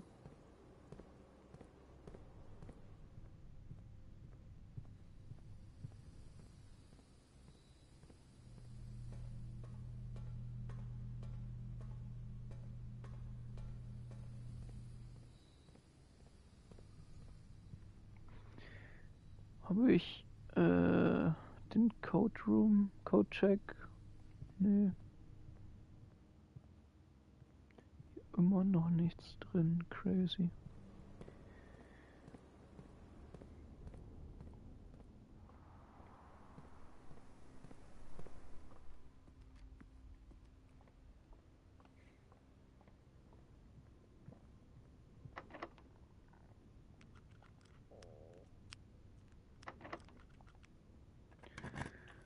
Es gab nichts Besseres.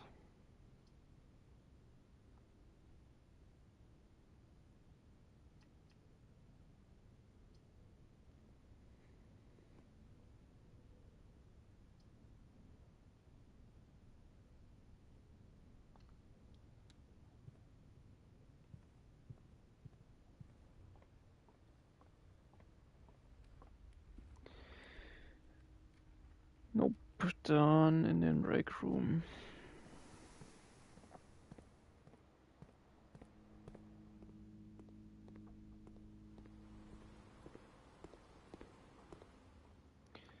Und dann beende ich es für heute und auch die Folge und auch den Stream generell. Also keine weitere Folge für heute. Vielen Dank für jeden, der es nachschaut. Dieses Spiel ist eine unglaubliche Freude für mich. Ich weiß nicht genau warum, aber das ist genau die richtige Art von Riddle und ja. Ich habe Freude daran, ich werde es durchspielen. Vielen Dank und bis zum nächsten Mal bei Tag 34 dann.